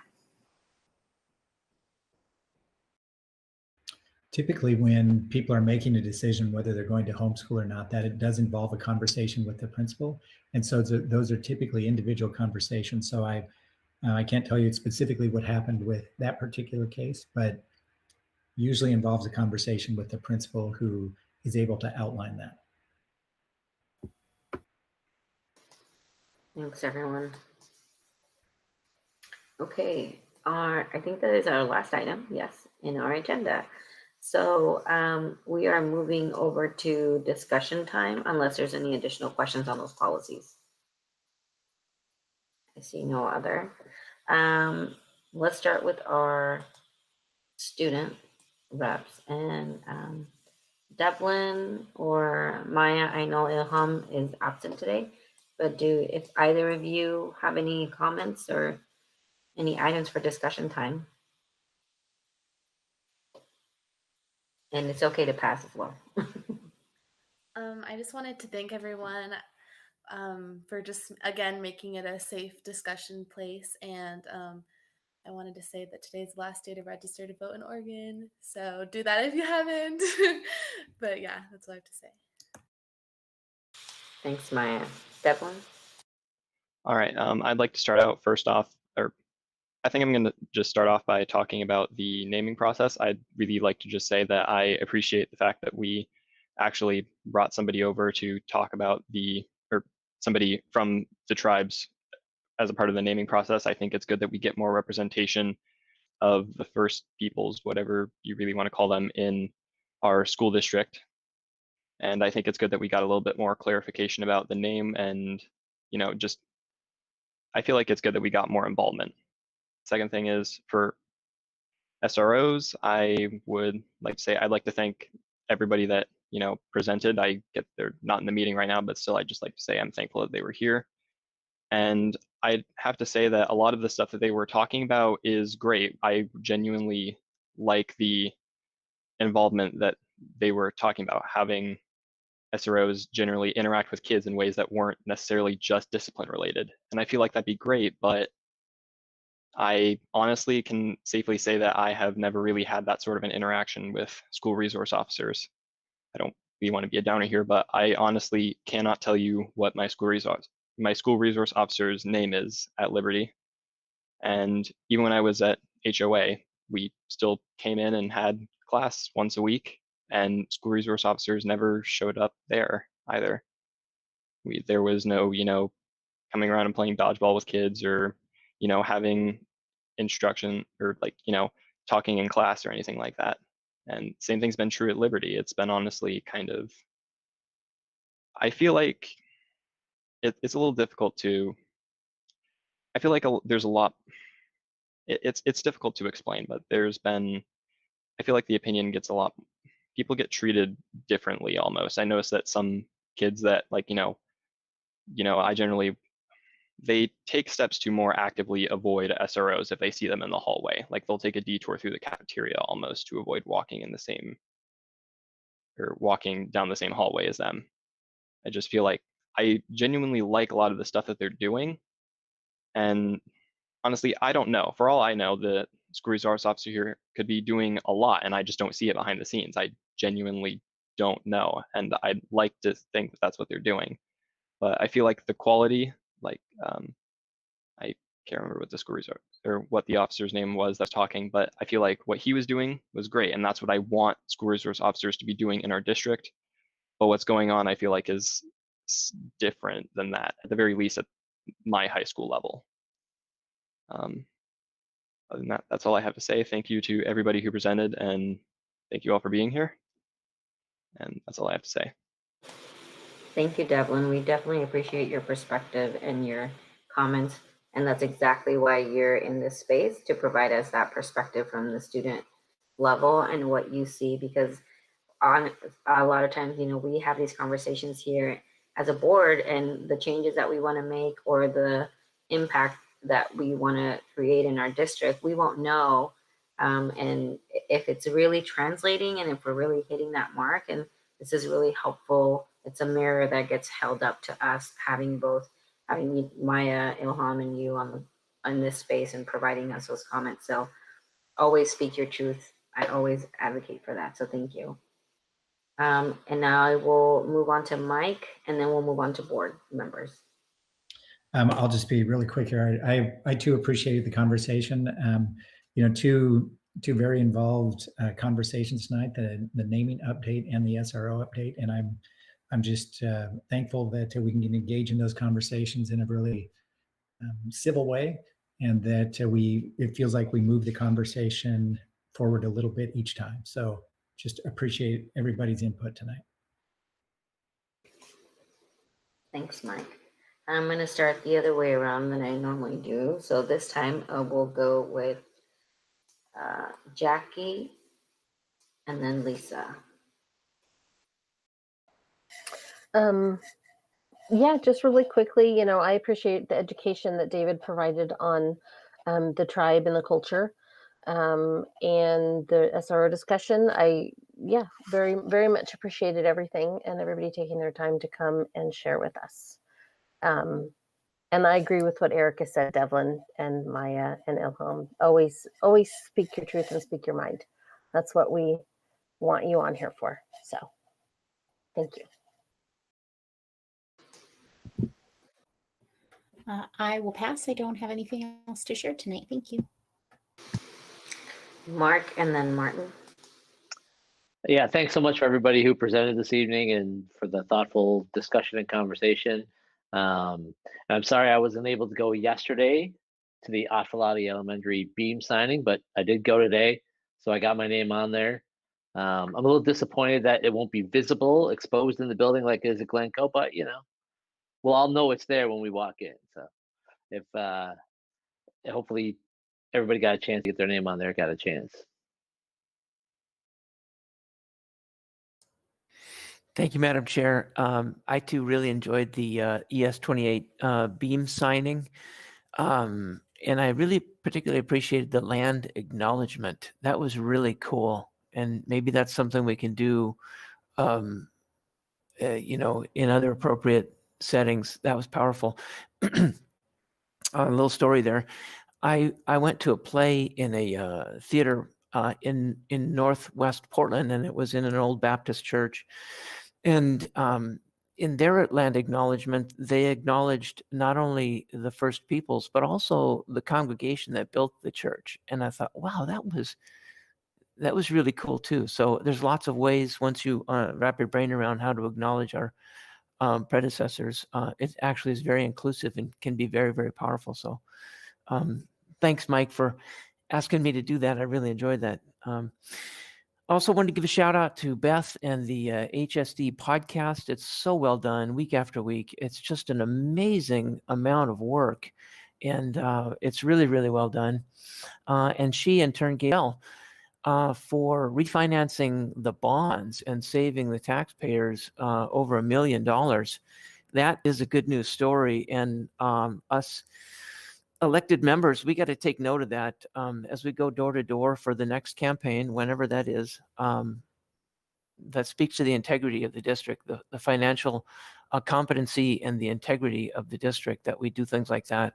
And that's powerful, because people will criticize us from time to time and hold us accountable, and we can't good news stories of really just excellence in local government. That's powerful stuff. And speaking of that bond refinancing, Michelle asked us to slog our way through the POS, and I did my best. Talk about a document that's over my head. Wow, that was intense. But there were portions of it that were just really excellent recaps of HSD and kind of local government finance. So if you haven't read it, take a shot at it. It is really a primer for board members and for administrators on the big picture of the district, the services we deliver, and how it's all paid for. It's good stuff. A keeper for pretty much everybody on this meeting tonight. Maya, thank you so much for reminding us to vote. Vote. Yes. And also to Devlin, your comments, just thank you. I want to echo the comments of my colleagues. We should all speak our truth, and hopefully we're all brave enough to do that. And I salute you for speaking your truth in this setting. Thank you. Shan, and then Yadira. Thank you. I don't have too much to add either. I did, again, really appreciate all of the conversation that we had around SRO discussion tonight. Mike, one clarification question that I did have for that is, will the MOU be open for us to edit until after our meeting with the City Council? Or will we be presenting the MOU there? Yeah, we will be getting you a more detailed and final copy, and we won't close anything until we're entirely through this process. So absolutely. Oh, excellent. Thank you for that clarification. And then I was super excited to be able to go out to the beam signing for Otfalati Ridge yesterday. And I think that is my first and probably last outing before this baby decides to come. And so it was just so fun seeing people in person and not through a screen. But really appreciated, everyone who had come out to celebrate that. So wonderful job to the Hillsboro team for planning everything. Thank you.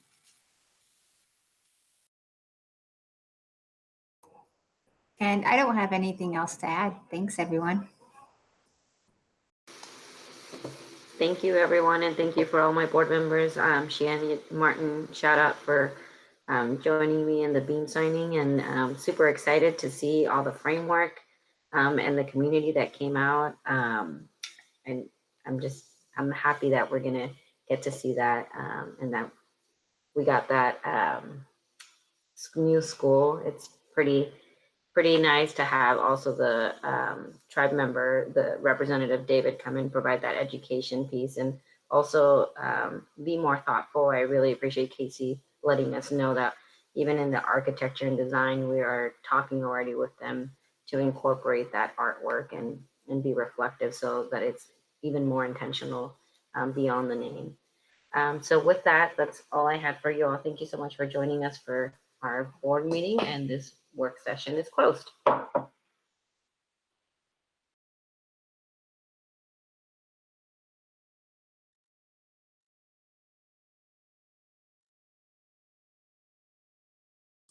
Good job, Karina.